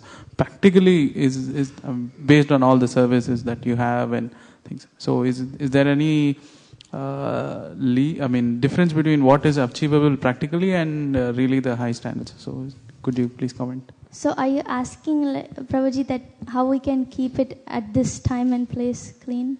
I was trying to say in our houses itself, like you said, how the cleanliness described what is the standards of cleanliness, but you have so many things to do in a regular day-to-day basis. So really, is there can we really do it, or is there a practical level and then there is a high standard? There is a practical level and there is a high standard, but we can clean as we go. If after eating breakfast you don't have to just leave the table like that and go to office. You can clean the table and go. Whatever small things you can do, the building blocks, and then you can have a very nice building. But as you go, as when you leave your room to go to work or something, clean the room before you go. How much time will it take? Maybe 5 minutes, and it doesn't take that long also. But the standard we should be at is maybe clean the whole house once a day. But living in America and doing this doing that is kind of difficult, but at least we can clean wherever we are and do that as a practical method. That's what I have to. Yeah. The end of that story that I told about Prabhupada in the 1975 in Vrindavan, after he said that, just see every morning you sing Shringaratan Mandir, and he pointed his cane and he said, you don't even know that also needs to be clean. And then I was thinking, no one would say anything. It was like you could hear a pin drop, And so I thought, I have to say something. So I said, Srila Prabhupada, and he turned around and he looked at me and I thought, oh my God, now what am I going to say? And I said, Srila Prabhupada, it seems like you're the only one that always can see everything. So what are we to do? And he looked at me and he said, yes. And then he pointed his cane right here. He didn't touch it. I was trying to get him to touch it, but I didn't get that much mercy. But he pointed his cane right this close to my chest and he said, yes. He said, therefore you must follow your Guru Maharaj. Wow. So I took it. It really went in deep because it was a situation. And I took it that the essence of all of this is that we want to please our spiritual master. We want to please Krishna. Like you made the point about darshan. So when we come in front of the deities, it's not that we come to look at Krishna and, we come to be seen by Krishna so that Krishna will see us there. And when we clean, so that, like you said, Krishna will see what's clean and Srila Prabhupada will see what's clean. Vaisesika Prabhu will see what's clean because he's got a very high standard of cleanliness. I'm living with him now. I know what I'm talking about. And therefore, you want to please, then you have to stay clean. There's no question of pleasing Krishna unless you stay very clean. Vaikuntha clean. In Shiva Maharaj's temple, they have a saying, Vaikuntha clean. And everybody talks about it and they do it. Temple room in New Brajadam is cleansed 3 times a day, every single day. Every part of the temple. It takes to cultivate the mode of goodness takes a lot of work. It's not that mode of goodness full of light and I just sit there meditating on the top of a mountain and that's my mode. But it actually takes a lot of work to be clean, and it becomes a habit.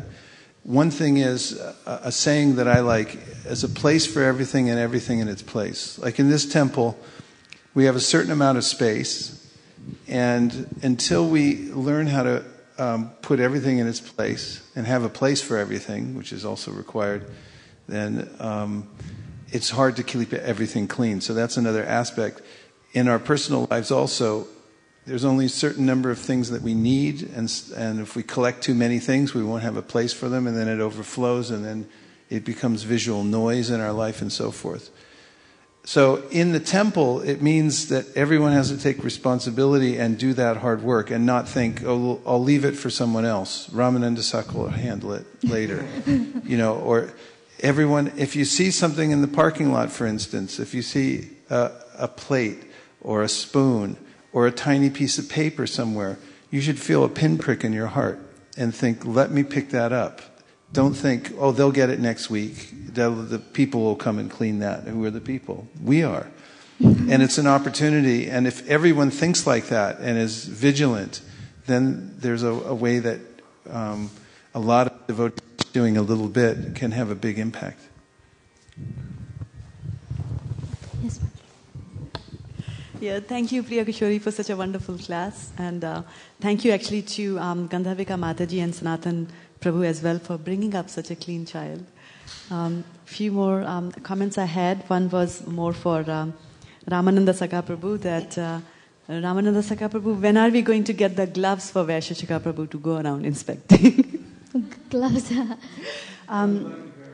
There you go.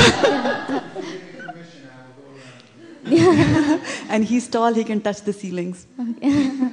The second thing I wanted to comment and also request all the temple members was that we have the sort of the shoe rack outside, those nice blue lines. So when we come in, if we can, make sure that we are putting our shoes over there. And if you find any other shoes which are, haywire, then just, take a little time and put them back in. Because as Guru Maharaj was saying, that clutter is also a sign of uncleanliness. I also wanted to mention that I really liked your comment on we can be clean when we feel like it. We have to be clean all the time, and then that always begs the question that we are always so short of time, so how can we achieve the high standards that we have? And I'm just quoting from the missive that Vaisesika Prabhu had sent to us yesterday, and it says, the moment that one makes an unconditional decision to do one's devotional service under any circumstances, Krishna provides the energy and intelligence to perform the service. So that will apply to cleanliness as well. I wanted to share a story. Kesava Bharati Maharaj told this story about Srila Prabhupada that reminded me of a story I heard when Jagarini and I were visiting Alachua one time. It was Srila Prabhupada's disappearance day, and there were a lot of Prabhupada's disciples there, and they were talking about different memories they had. And one lady, I hope I may not be getting it exactly right, and I don't remember the name of this lady, but I think it was in Mexico or somewhere in Latin America. Srila Prabhupada was coming to visit the temple, and all the devotees were trying to get the temple ready and painting and arranging and cleaning, and it still wasn't done. And she was left behind while all the devotees went to the airport to greet Srila Prabhupada, and she was busy cleaning and trying to get everything ready for Srila Prabhupada. And finally, Srila Prabhupada was coming in, and there was one, pot with some flowers or something that was, stems or something like that. So she looked quickly and she found some closet, some corner to hide it in. And she hid it in the closet and closed the door. And then Srila Prabhupada came in and he greeted the deities and everything. And then he went right to the closet and opened the door and said, "What is this?"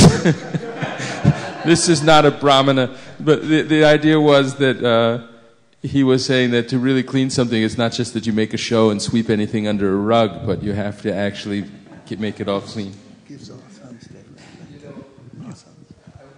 mentioned You know, Shiva Maharaj's temple and this revolutionary clean and everything. I want to give you a practical example of just how clean that place is. You were talking about the closet that you put, you have a junk drawer or a closet, you just put everything in that particular place.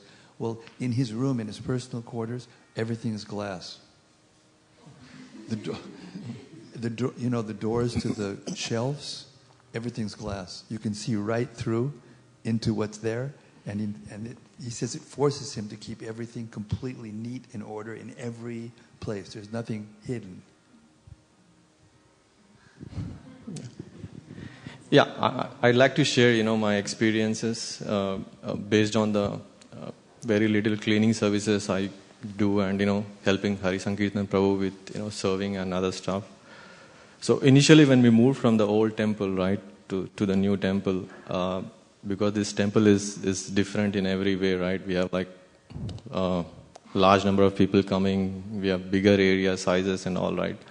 So initially, I mean, this is my personal opinion, we didn't have like enough resources. So it used to be like overwhelming for few people to take the burden. But I think in the last few months, the one thing that I noticed is, thanks to Hari Sankirtan Prabhu, Ramanand Saka Prabhu, and Vrindavan Priya Prabhu, they have been assigning resources in each group, like cleaning, serving, right? Every month, every week, certain people have at least some responsibility. And I think we have come a long way, in making this more efficient. So that's one thing that, I think we have to give credit to these few people.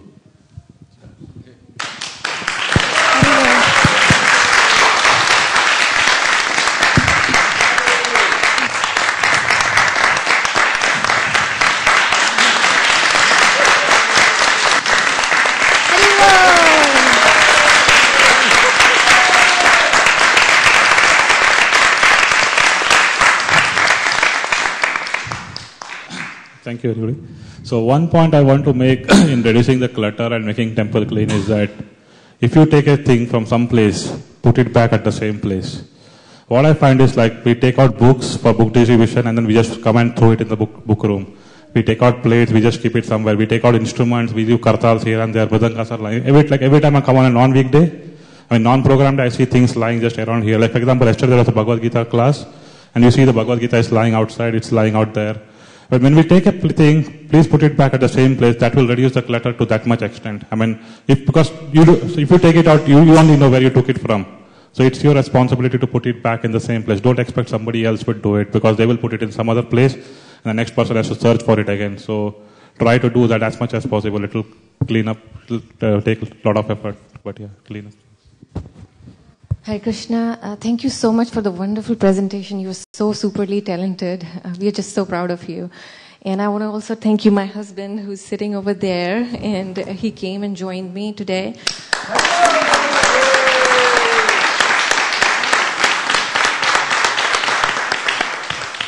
I really want to thank you from the bottom of my heart, and hopefully you will come again.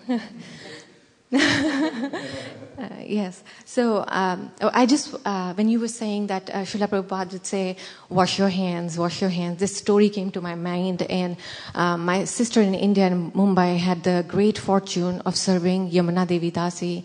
And she would relate to me every little incident that she would have, because when she will be serving her, there was a lot of association she got, and she'll have questions, and she'll also narrate her time and her learnings from Srila Prabhupada. So she said that when she had just joined the movement, she was, Yamuna Devi Dasi was very, very new. So she would smoke and everything. So she'll say, the first time she was in the kitchen with Srila Prabhupada, she said that, Prabhupada, I really need to smoke now. So Prabhupada said, okay, go outside, come back and wash your hands. So then she did something else. Then she will say, I want to do this, Prabhupada. Can I scratch my hair? Something like that. Then he'll say, okay, go outside, do it, come back, wash your hands. So then she narrated that Prabhupada's mercy was unfathomable. It was amazing. So that just came to my mind and I wanted to share. Thank you so much. Hare Krishna.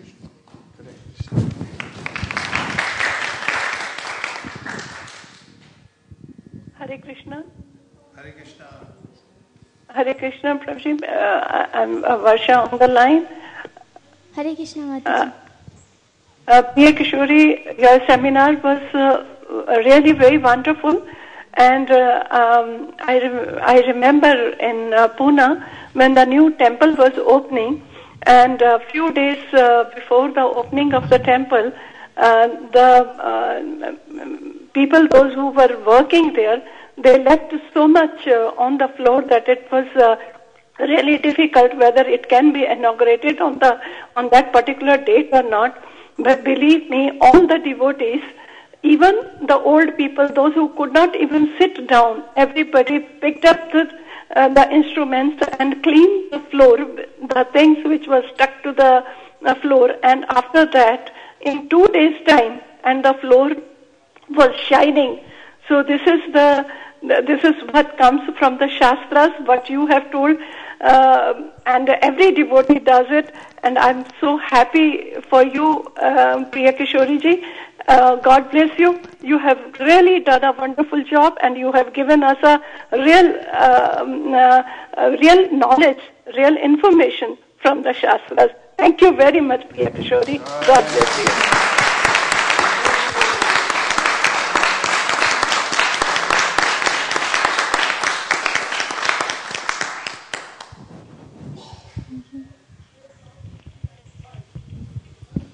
Hare Krishna. I have a kind request so that the keeping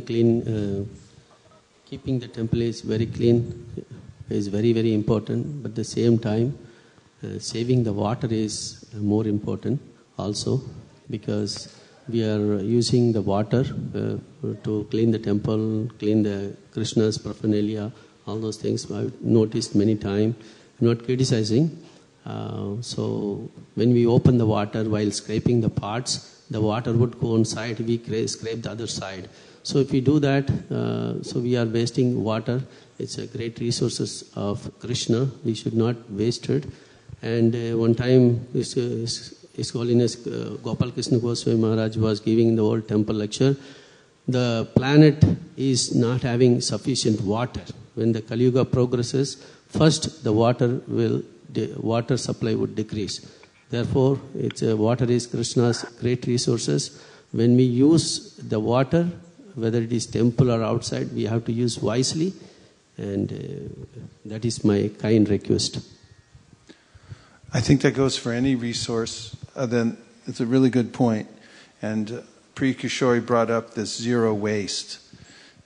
There's a tendency, I notice, to, in America, for instance, grab a paper towel when something spills and just wipe it up and then throw it away. But when I'm in India, and it's harder, at least it used to be harder to get paper towels, I would think very carefully about what I used and what I threw away. If I had a paper towel, I'd use it judiciously. And that goes for all the paper products, just like trees, just like water, trees are scarce resource also. And just indiscriminately using things once, then tossing them, just thinking that it's not a big deal. It is. It costs a lot of money, and it's actually an insult to the trees to cut them down and then barely use the thing and then throw it away. So those things like water, paper, and there are many other resources that we have. Prabhupada was very judicious in the way he used the resources. Bharati Prabhu was the temple commander in Mayapur right after the temple was built. And one night, Prabhupada, in the evening, called him up to his balcony where he was staying, and he said, "Look out over there." And there was construction going on across the campus of the Mayapur. And he said, "Do you see that?" And he said, "What? I don't see what." And Prabhupada said, "Look, there's a light. Someone left a light on." And it was in a place where the construction was going on. It was a couple stories high, and the light was just beaming at night. And so he said, "Go turn it off." So Bharati had to go all the way across the property and somehow get up to this, and he turned the light off. But Prabhupada didn't tolerate those things. He would go around, he would see if someone left their room and they'd leave the light on. Or if they leave the fan on, they're in the room and they leave for 5 minutes, 10 minutes, half an hour, and they just leave it on. The kind of sattva gun also has to do with preserving these resources, think they belong to Krishna, as Prabhuji was just pointing out, and being very careful not to waste things like that. How could I use it properly? Is there something else that I could use, not just indiscriminately using? I had an idea just in brainstorming. I don't know how much more detail you're going to talk about this adopt a section of the temple. Do you have other points to bring? Can we talk about it? Yes, Prabhuji. I was just in the way of brainstorming and envisioning how this program could be exciting. One thought was that if we adopt different rooms, we could maybe have a judge go around and say who did the best, who took care, whose room. We could have a report, just as we do with the Sankirtan report. We could report on whose room has excelled. And I noticed that every year in the Festival of Inspiration, there's a report about whose answering service is best at their temple.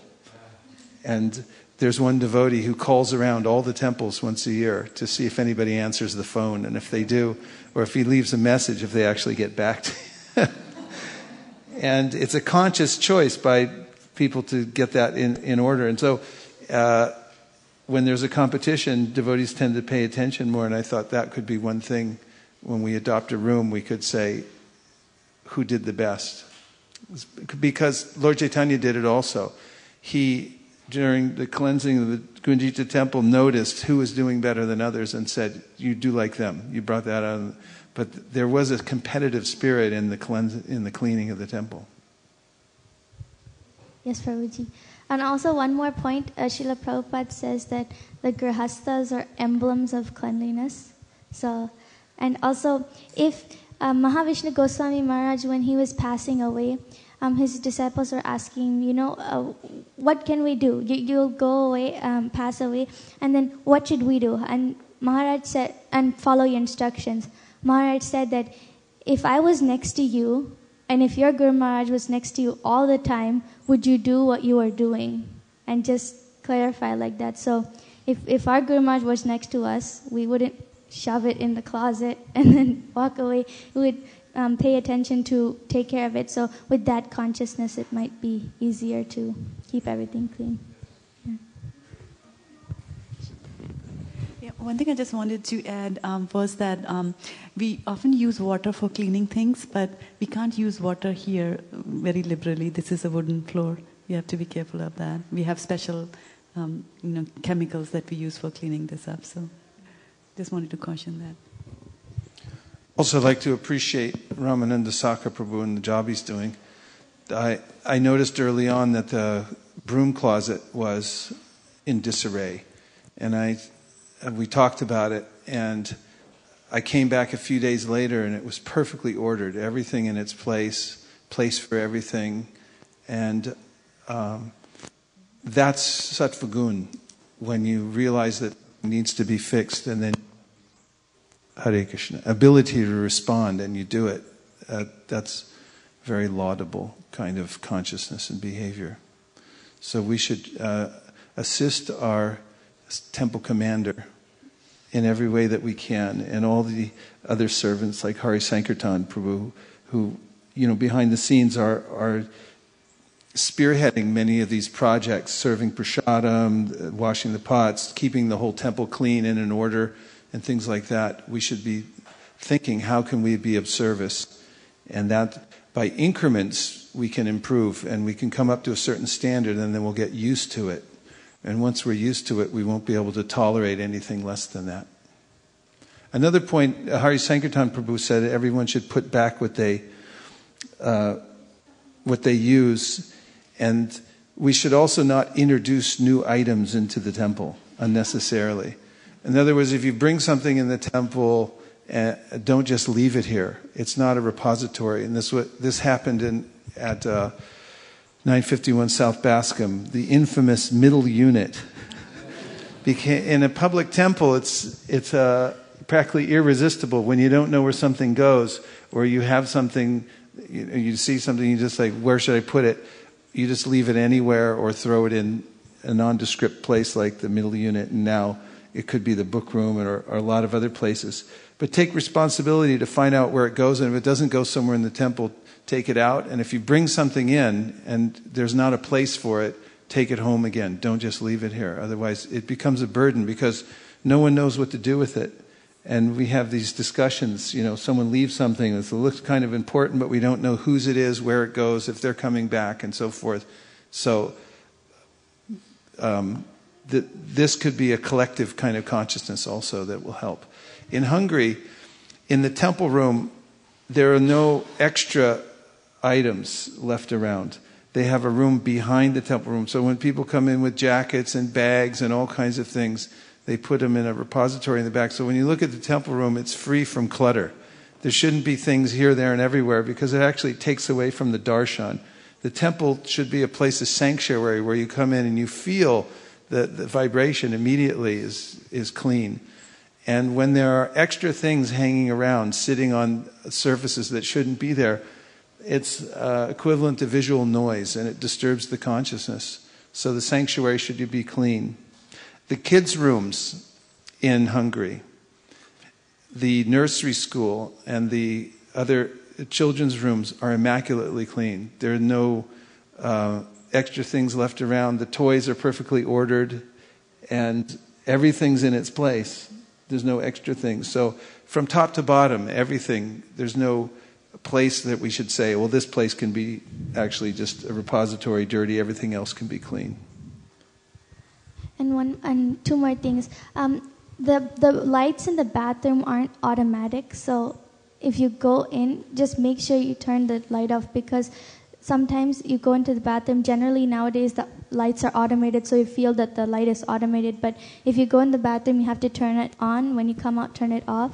And also the water, sometimes it's left dripping. Like even those little drops we could save, and that was a point that was brought up. And also, don't just leave, especially markers and pencils all around the place in the kids' room and here because the kids, they don't know any better because the markers are just there, so they start drawing all over the walls and then it's hard to paint it again, and that's just extra work. So if you have markers for the board or anything, you can bring it from your home and then take it back home.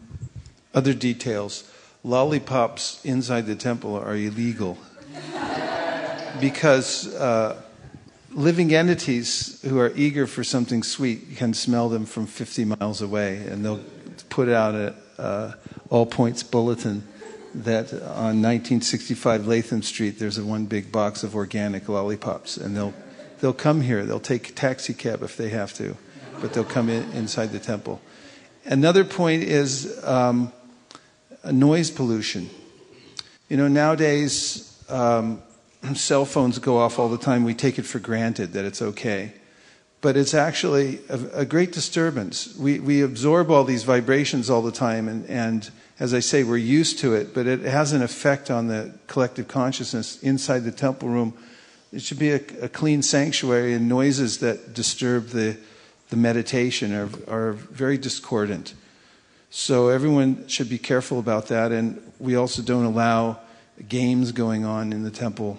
Sometimes I see people come and then somebody's playing games on their computer or something, or on their screen. These kinds of things disturb.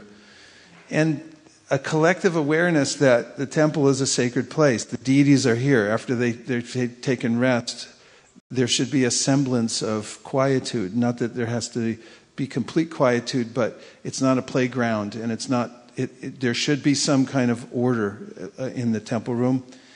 And then, of course, outside, we are living in a community with other people.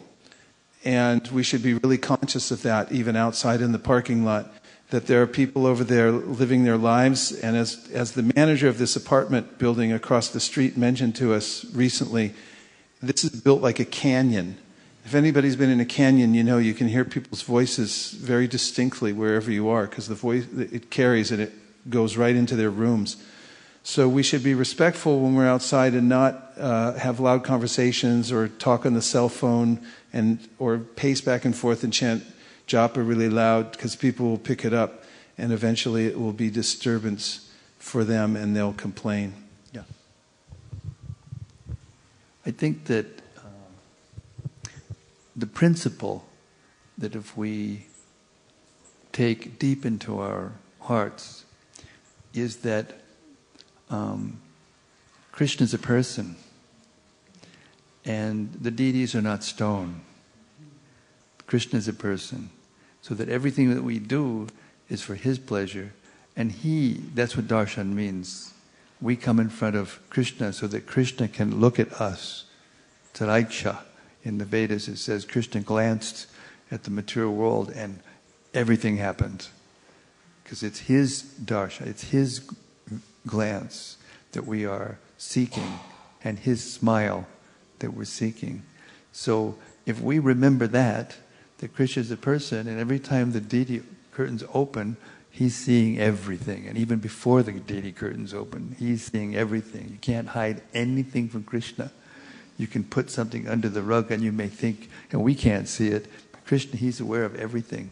So if the more we become Krishna conscious, meaning the more we're aware that Krishna is there in our hearts and in every place, in every atom, and especially on the altar, looking and watching and wanting for us to be clean and wanting for us to make the place very comfortable, and then that will help us. It will help us give impetus. It will help us give inspiration to look for the detail so that Krishna will be pleased because He's standing on the altar and watching. Hare Krishna. Thank you, Maharaj. Hare.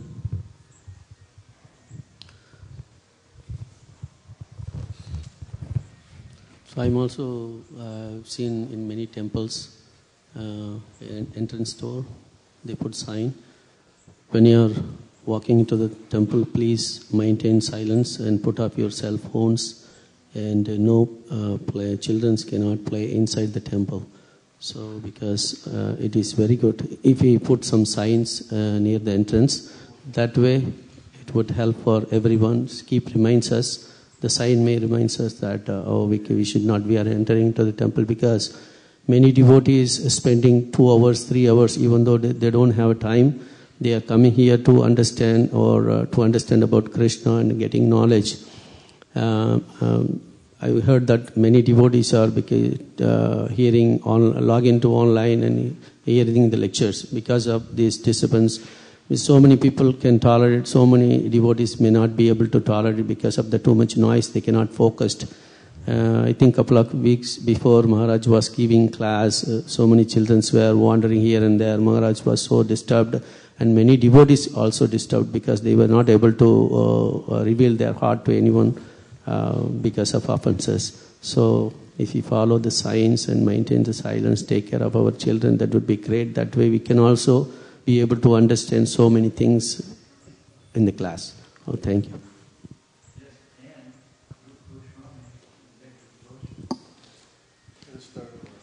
Rupa Goswami in the Nectar Devotion, it's one of the seva aparats to talk in front of the deities, especially just to talk Gramya Katha. You talk Gramya Katha in front of the deities, it's an offense.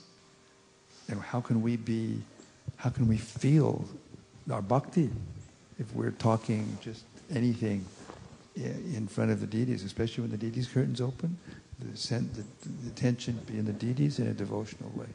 So this is a very important point that you just made, and it affects everything. These people are from India. They know Gramya Kathas more than we. Gramya means village, and Katha means talk. So Gramya means village talk. Oh, did you see what they did? Yeah, I know. What's this? I thought about it. It's interesting about it. And then she. No. He was. That's Gramya Katha. Gossip, we say in America. What else? Add something to that? So, thank you, Priya Kishori, for a good seminar, wonderful seminar. We have been trying to convey this message to the congregation in general through various emails, etc. So, over the next week or so, what we will do is we will provide you with a list of activities, small things that you can take care of. For example, after you eat prasadam, where should you throw your plates? Because what happens during weekdays, sometimes we see that people use one of the containers here, and then it lies just outside, and it's basically a thing where insects and other ants and cockroaches can come. So like, we will tell you what small things, like where you should throw your trash, or where you can keep books, where you should keep musical instruments, etc. We'll provide you a list of activities. My humble request, please read that email and memorize it. Because last time in the old temple, I arranged the kitchen and took photographs, but nobody even looked at that photo. And then everybody said, oh, you did that? When we don't know. So please go through that email, because unless you read it, you will not know what to do. And because after a few days, you will forget this seminar, you will go back to your own routine thing. So the only way we can be clean is by cultivating it as a part of our consciousness. So we will try to help you as much as we can. If you have any doubts, you can always ask me, you can ask Ramanansaka Prabhu or any other person who is here. Please ask if you are in doubt, and please try to help in small things so that the temple can always be clean. Thank you. I was wondering whether we can have a recap, shorter sessions to keep on reminding people about the cleanliness aspect, so that. So I was I was wondering whether we should have like a formal subject for the kids on etiquettes in the temple, and formally teach them in the class, and then maybe have a reward at the end of it as to which child, is there. Yeah. Okay. Thank you.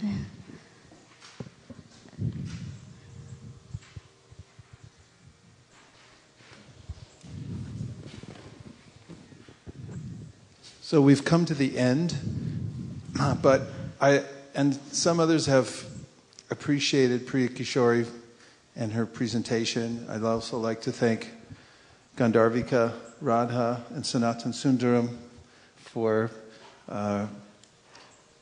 bringing up Priya Kishori in the way that they have. We thank you very much for all the effort you put into this seminar over a couple of months. Actually, right?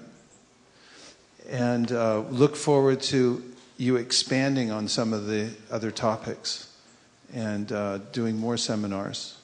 And for all the young people here at ISV following in your footsteps, I'm looking at Avantika, but I could look at others as well, to take up these kinds of endeavors, public speaking and so forth. And let's give a round of appreciation for Priya Kishori and revolutionary cleanliness. Sadhu!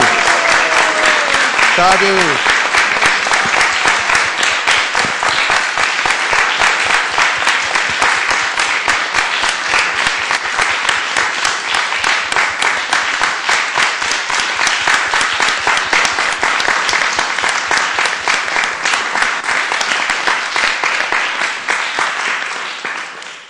And now we're going to efficiently, but with great respect, put away all the asanas and all the Shastra deities that we have and everything else that's on the temple floor, and we'll stand up for the Guru Puja ceremony. Let's try to do this all within the next 2.5 minutes. Hare Krishna.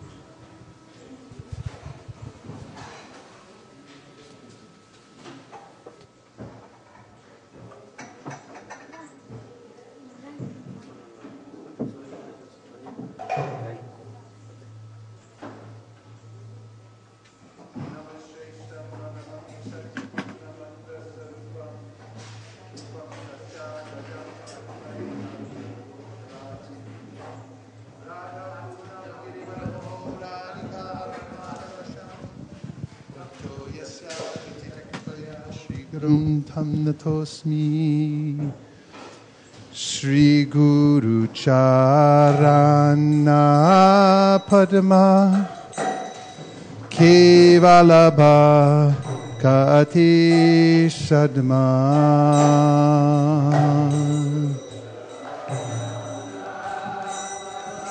Hari Sankirtan.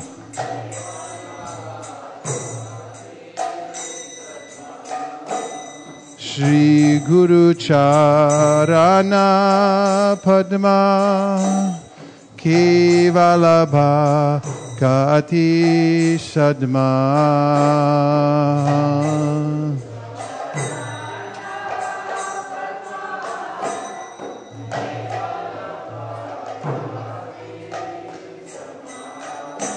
Shri Guru Charana Padma Kevalabha Kati Sadma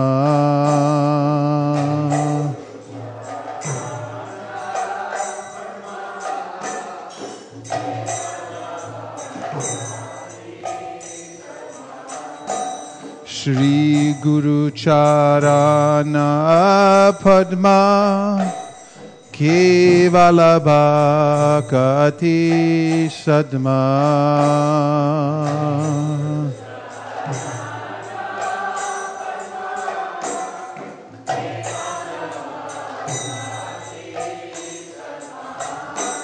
Vando Mui Savadana Mate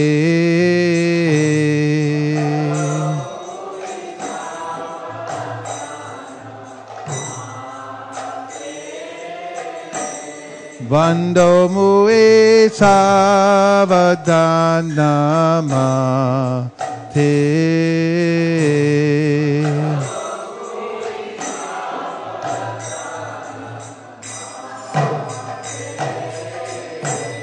Jahara Prashare Bhai Bhavato Riyaja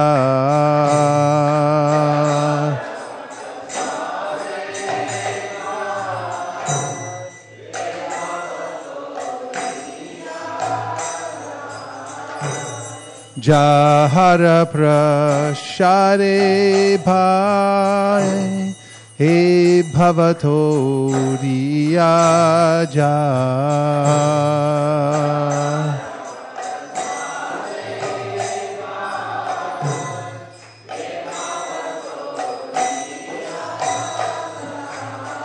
Krishna Prapti Hoy Jaha Hoy Te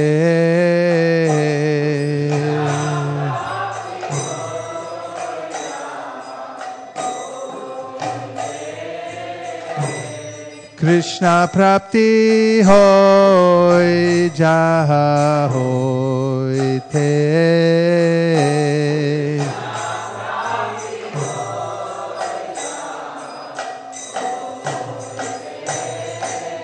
Guru Mukha Padma Vakya Shitete Koriya Aikya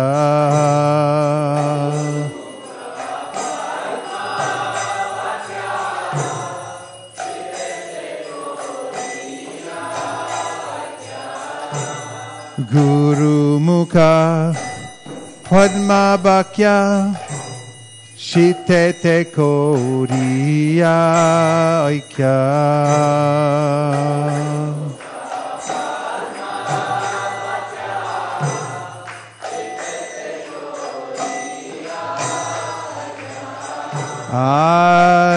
Anakori ho mane asha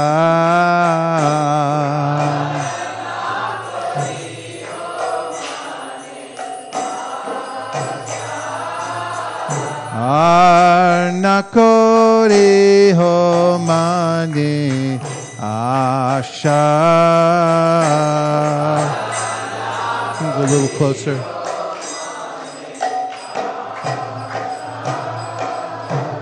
Shri Guru Charane Rati Esheyu Tamagati.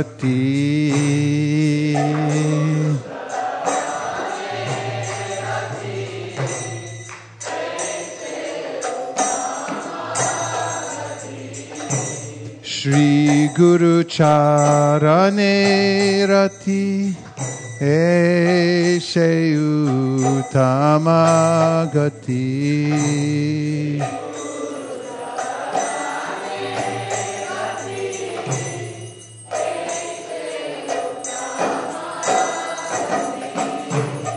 Jai Prashare Pure Sarva Asha.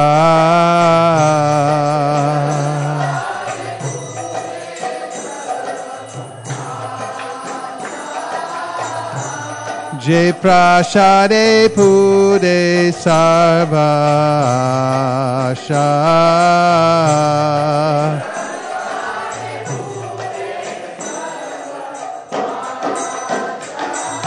Chakudan dilo je janme janme Prabhu se.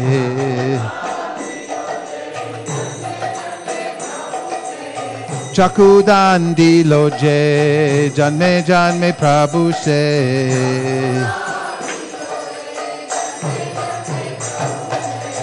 Divya gyan hre prokashita.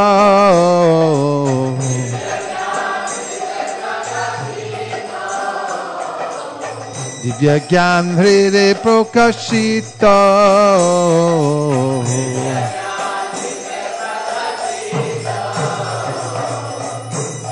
Prema Bhakti Jaha Hoite Avidya Vinasa Jate.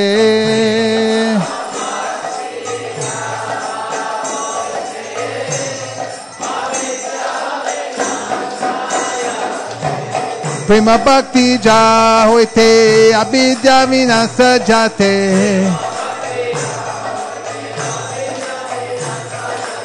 Vedigai Jahara Charito.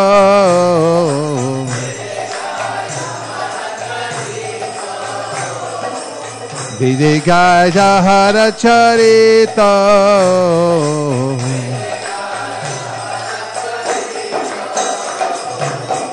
Shri Guru Karuna Sindhu Adama Janara Bandhu.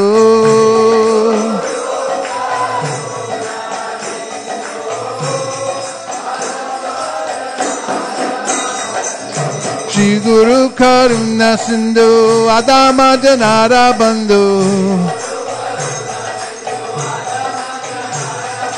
Lokana Lokera Jivana.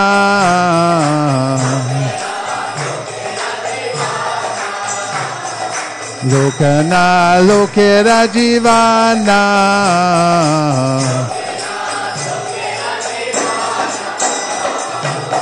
Ha ha Prabhu Kora Doya De Amore Pada Chaya.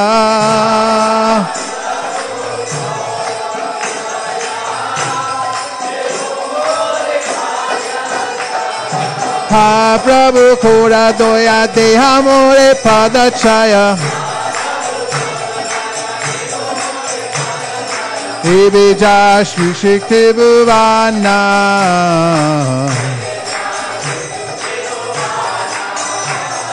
Ibija Shri Shikti Bhuvana.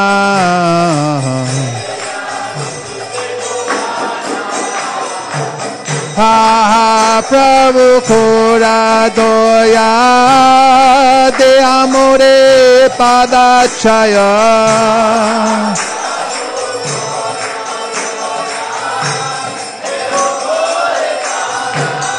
Jaya Prabhupada, Prabhupada, Prabhupada, Jaya Prabhupada.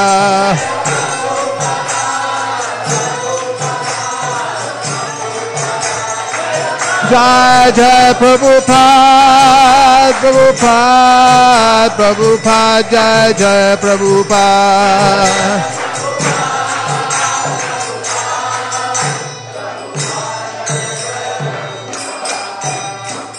Om Vishnu Padaya Krishna Preshtaya Bhutale Srimate Bhakti Vedanta Swami Niti Namine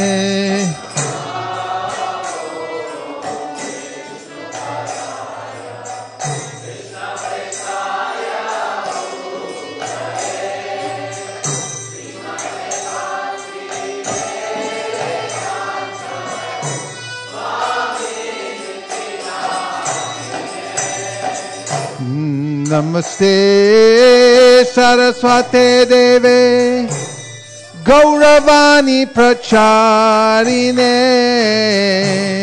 Nirvishesha Shunyavadi Paschatya Deshatarine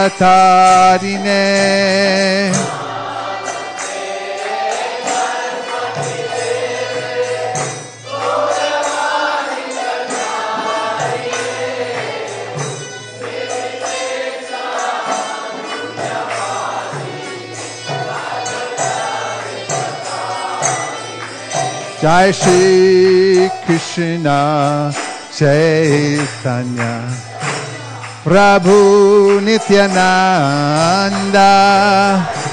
Shri Advaita Gadadhar Shivasari Gaur Bhakta Vrinda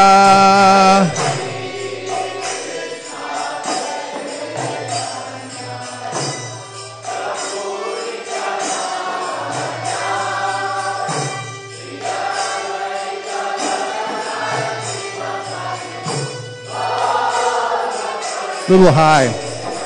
Jai Shri Krishna Chaitanya Prabhu Nityananda Shri Advaita Gadadhar Shivasari Gaur Bhakta Vrinda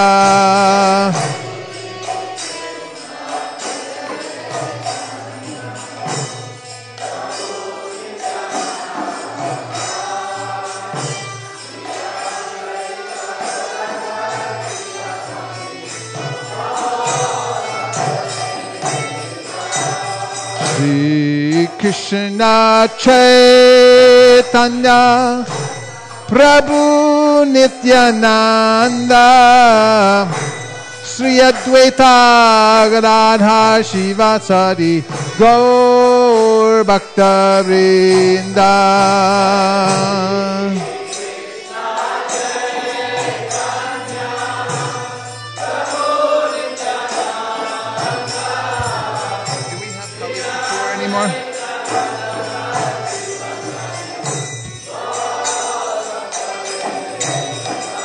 Jai Shri Krishna Chaitanya Prabhu Nityananda Shri Advaita Gadadhar Shivasari Gaur Bhakta Vrinda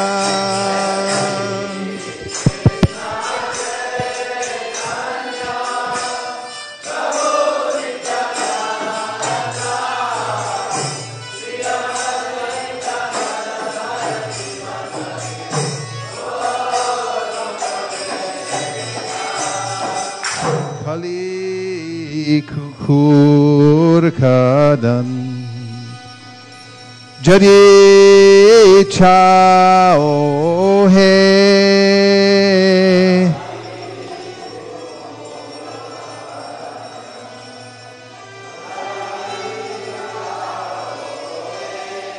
Kali Juga Pavana Kali Banashana Shri Sachinandana Gao He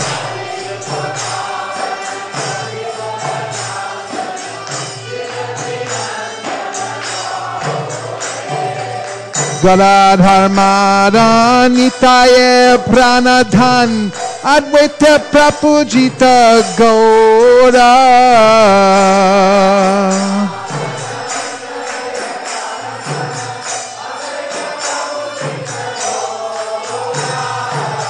Nimani Vishwambar Srinivashishwar Bhakta Samuha Chitta Chora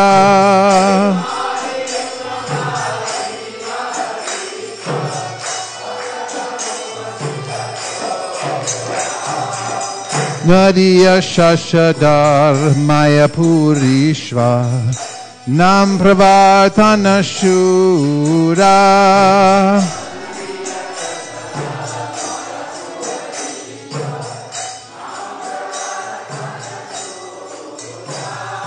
Grihi Jana Shikshaka Nyasikula Nayaka Madhava Radha Bhava Pura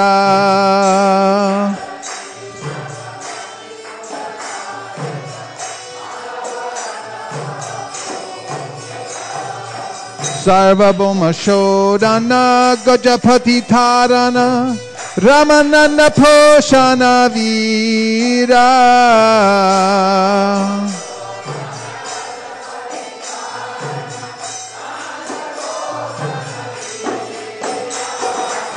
Rupananda Vadana Sanatana Palana Haridas Modana Hira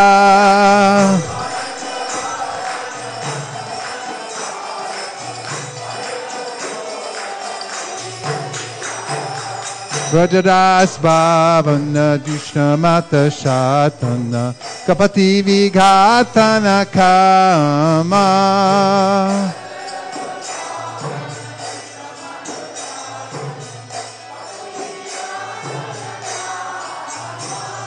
Shuddha Bhakta Palana Shuksha Jnana Tadana Chala Bhakti Dushana Rama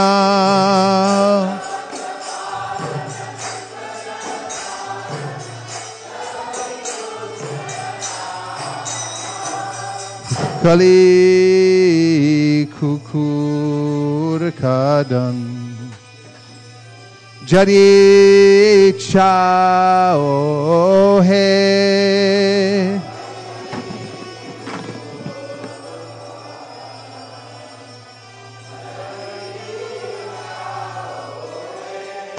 Kali Juga Pavana Kali Bayadashana Shri Sachinandana Gao He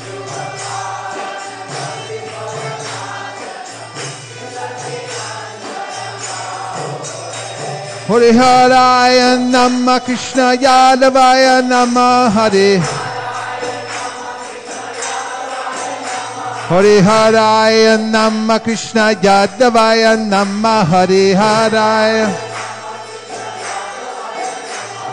Yadavaya Madhavaya Kesavaya Namah Gopal Govinda Ram Sri Madhusudan Giridhari Gopinath Madan Mohan Sri Chaitanya Nityananda Sri Advaita Sita Hari Guru Vaishnava Bhagavata Gita Sri Rup Sri Sanatan Bhatta Raguna Sri Jiva Gopal Bhatta Das Raguna Echai Gosai Kore Charanam Vandan Jahote Bignanash Abhishta Puran Echai Gosai Jarmu Itardas Tantabara Parariru Mura Panchagra Tandera Charana Sevi Bhakta Sanibad Janame Janame Hoye Abila Hey Nichai Gosai Jabe Braje Koilabas Radha Krishna Nitya Leela Koila Prakash Shri Shri Radha Krishna Nitya Leela Koila Prakash Bolo Anande Bolo Hare Bhaja Vrindavan Bolo Anande Bolo Hare Bhaja Vrindavan Shri Guru Vaishnava Padi Madhamiyaman Shri Guru Vaishnava Pada Padmakoriyash Harinam Sankirtan Kohen Haratamoda Hare Krishna Hare Krishna Krishna Krishna Hare Hare Hare Ramo Rama Rama Hare Hare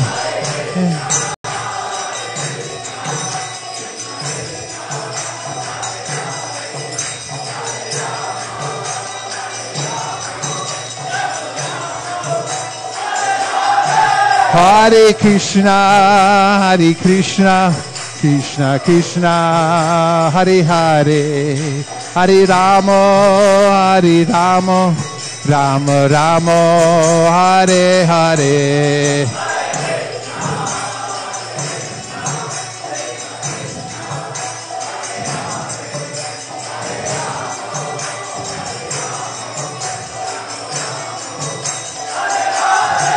Hare Krishna Hare Krishna Krishna Krishna Hare Hare Hare Rama Rama Rama Hare Hare Hare Krishna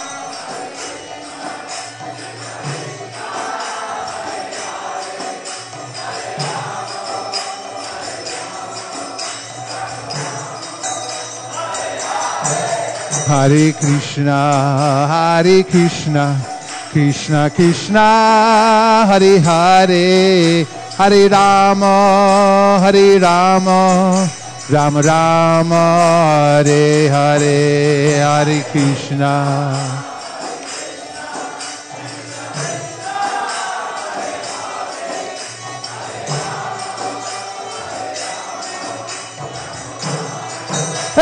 Hare Krishna Hare Krishna Krishna Krishna Hare Hare Hare Ram Ram Ram Hare Hare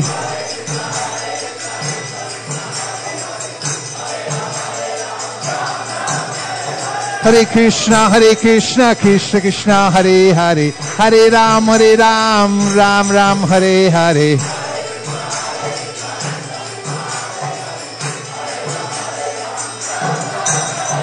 Hare Krishna Krishna Krishna Hare Hare Hare Ram Ram Ram Hare Hare Hare Krishna Krishna Hare Hare Hare Krishna Krishna Hare Hare Hare Ram Ram Ram Hare Hare Hare Krishna Krishna Hare Ram Hare Krishna Krishna Krishna Hare Hare Hare Rama Rama Rama Hare Hare Hare Krishna Krishna Hare Hare Hare Rama Hare Krishna Krishna Krishna Hare Hare Hare Rama Rama Rama Hare Hare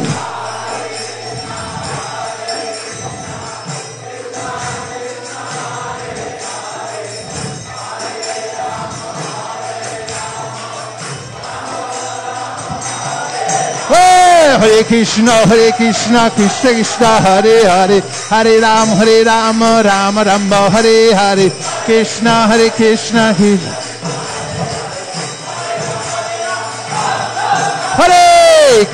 Hare Krishna, Krishna Krishna, Hare Hare, Hare Ram, Ram Ram, Hare Hare.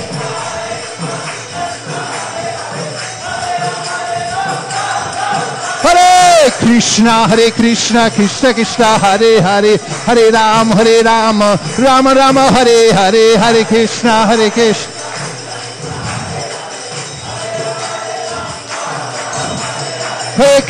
Hare Krishna, Krishna Krishna, Hare Hare, Hare Ram, Ram Ram, Hare Hare.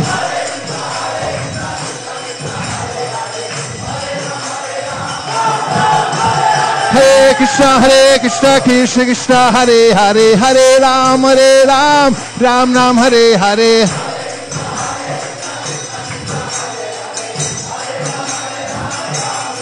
Bhajare,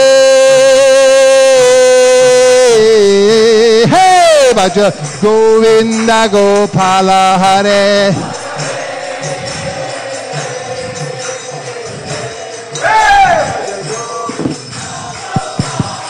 Bhajare, hey, Bhaja Govinda Gopala Hare.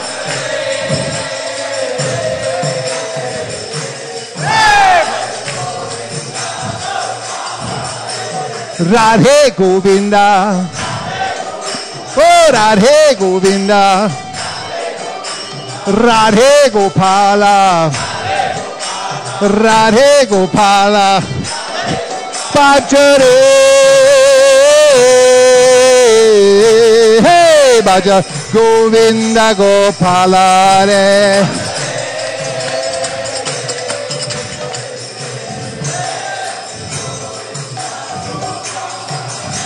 Radhe Govinda, Radhe Gopala, Radhe Shamasunda, Radha Shamasunda, Radha Madan Radha Radha Shamasunda. Can't hear that. Radha Vallabha.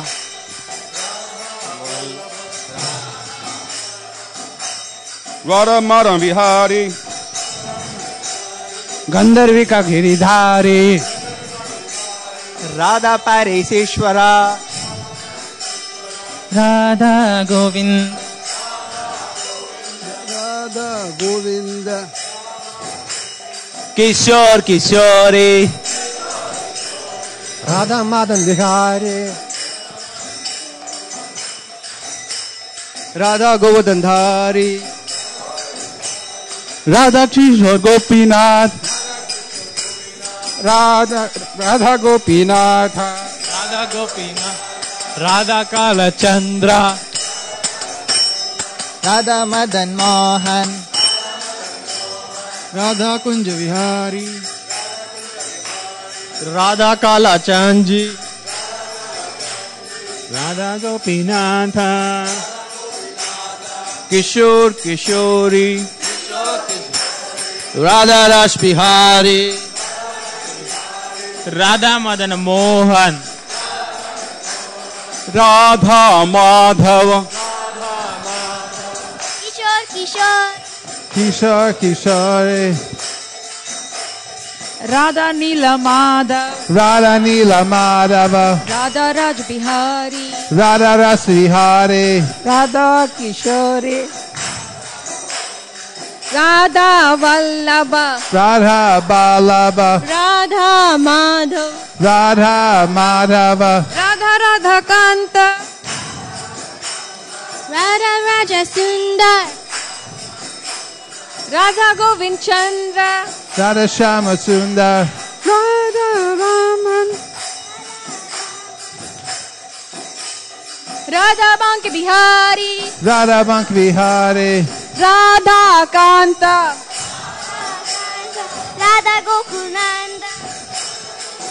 Bhajare, hey, Bhaja Govinda Gopala Hare.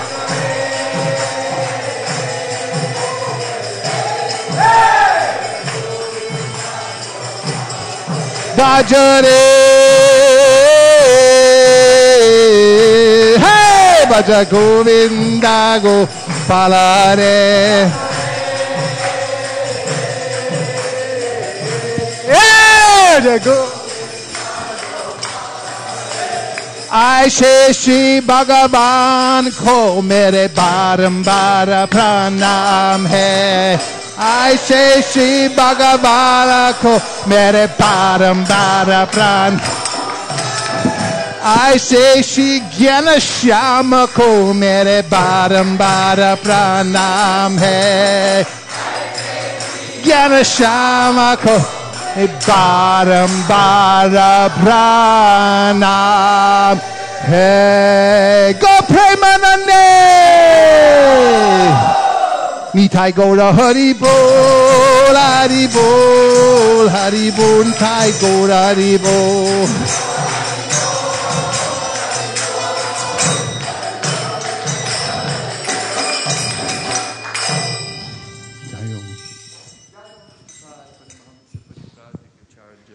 Ashotara Sata Sri Srimati's Divine Grace, A.C. Bhaktivedanta Swami Srila Prabhupada ki, ISKCON Samstapaka Charja, BBT Samstapaka Charja, His Ever-Loving Divine Grace, Srila Prabhupada ki, Jainitya Leela Pravishta Srila Bhakti Siddhanta Saraswati Thakur Maharaj, Prabhupada ki, Ananta Koti Vaishnava Brinda ki, Namacharya Srila Haridas Thakur ki, Shri Rup Sanatan Bhadraganath Shri Gopala Bharadas Raganath Satkashai ki, Prang Sikaho Shri Krishna Chaitanya Prabhu Nityananda Shri Advaita Gadadhar Shri Vasari Gaur Bhakta Vrinda ki, Shri Shri Radha Krishna Gopi Gopinath Shyam Kunda Radha Kunda Giri Govardhan ki, Shri Vrindavan Dham ki, Shri Mayapur Navadvip Dham ki, Shri Jagannath Puri Dham ki, Ganga Mai Jamuna Mai ki, Shrimati Tulsi Devi Bhakti Devi ki, Gop Premanandi, Shri Harir Nam Sankirtan ki, Shri Brihat Mridanga ki, Srila Prabhupada's Transcendental Book Distribution ki, Transcendental Mahaprasad Distribution ki, Samaveda Bhakta Vrinda ki. All glories to the assembled devotees. All glories to the assembled devotees. All glories to the assembled devotees. All glories, all glories, all glories to Shri Shri Guru and Gauranga. Go Premanandi. Hari Hari Bo. Hare Krishna. Jai Shri Shri Radhamadan Mohan Ji ki Jai.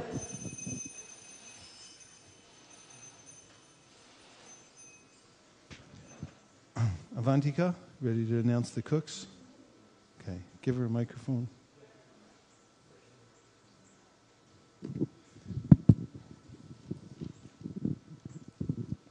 Hare Krishna. So the cooks for today are Kameshwari Mataji and Hari Sankirtan Prabhu.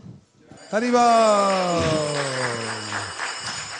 Bhagavati Mataji made Rajbhog. And please sign the adopt a room paper because we really need your help. Anything else? Avantika, anything else? See if there's anything else. Ask. Any announcements?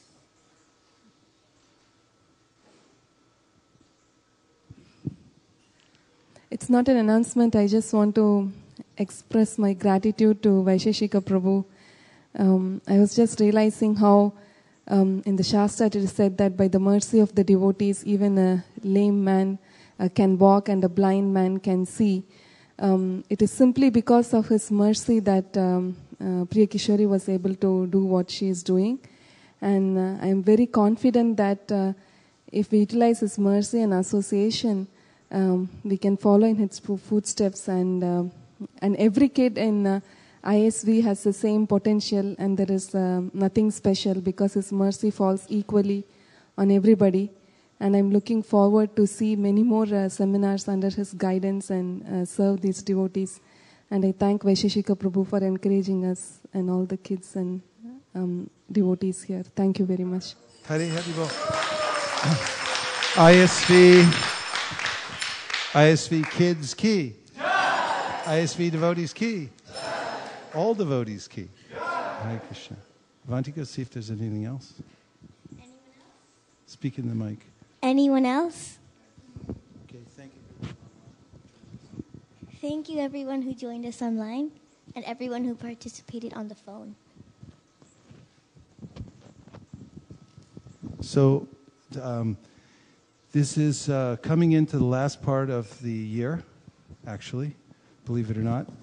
We're rolling through this life very quickly. It's been awarded to us as a special favor. Labvam sudurlabam idam bahusambhavante. We get a human life only after millions and millions of other lives, and it's a great opportunity. And it goes by very quickly, especially in the Kali Yuga. We only get about 100 years, which I think is reduced quite a bit. And so now in this year, we have just a little time left to really reconsolidate, reconfirm, to make our vows stronger coming into the last part of the year, to improve our sadhana. That's the first and foremost important aspect, is to make sure that we are keeping our integrity with Krishna, keeping our rounds very strict, serious, and sincere, keeping our reading up so that we're getting good association of transcendental sound vibration, because everything manifests from subtle to gross.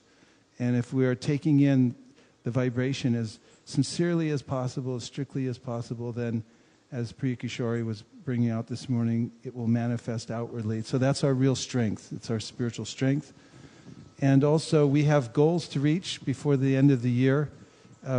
We keep goals so that we can be working towards a point in time in which to please Krishna. The Goswamis did this, Sankhya Purvaka Nama Gana Natibi. They counted very carefully what they were doing.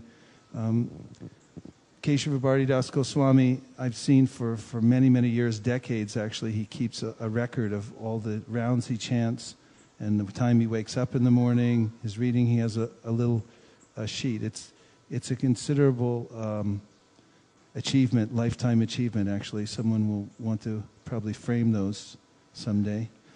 I know I'd like to have them emulate what he does. So we should see that what we're doing for Krishna, these goals that we're doing for Sankirtan and for improving the cleanliness of the temple, for improving our presentations to the new guests, our relationships among the devotees and so forth, these need to be worked on regularly. We have to actually make goals, and you can't hit a goal that you can't see, as has been said before. So we should be very clearly aiming for something. If you're not aiming for something, you're not really going anywhere. So now we're coming up at the end of the year. Pretty soon we're going to be at Radhashtami, which is next week on Thursday. And right after that, we're going to officially be in our monthly Sankirtan festival for the end of the year. And we'll hear more about our Radhashtami goals coming up tomorrow, they're fun goals. They're not quantitative goals at all. And then we'll have some big goals towards the end of the year for many different things. So thank you, everyone, for coming out for this Saturday morning. And now we're going to have prasadam, which will be served out in the parking lot. And with all the new information we have about cleanliness, there's a lot to think about and a lot to put into practice. I know I'm already thinking about which room I want to adopt and what other kinds of things that I can do to increase the cleanliness of the temple. And let's all work together incrementally and make improvements in that way. Oh, please Krishna, Srila Prabhupada, and the whole temple will become a beacon for the rest of the world for cleanliness. Gaur Premanande Adi Adibo.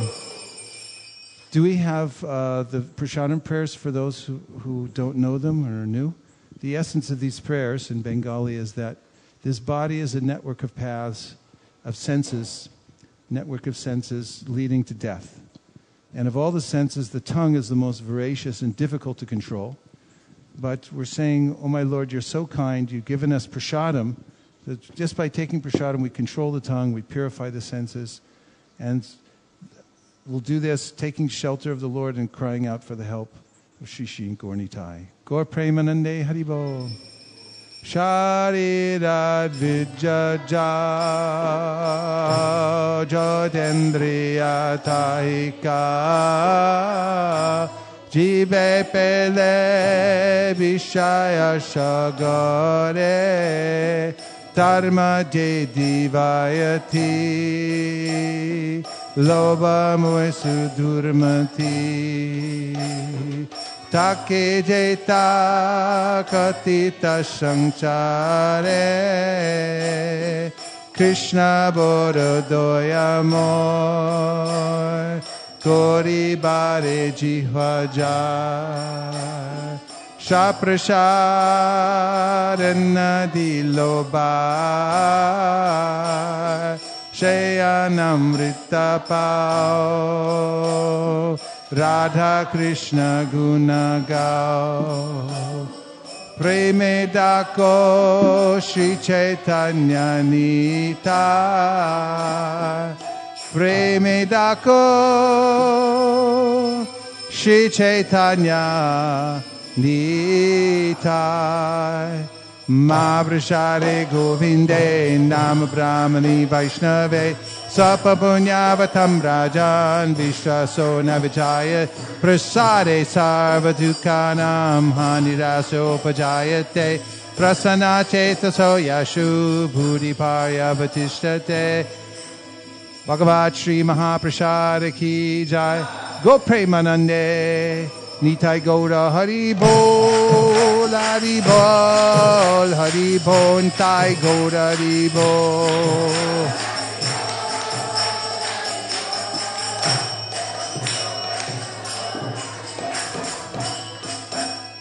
Please come take prasadam, Haribo.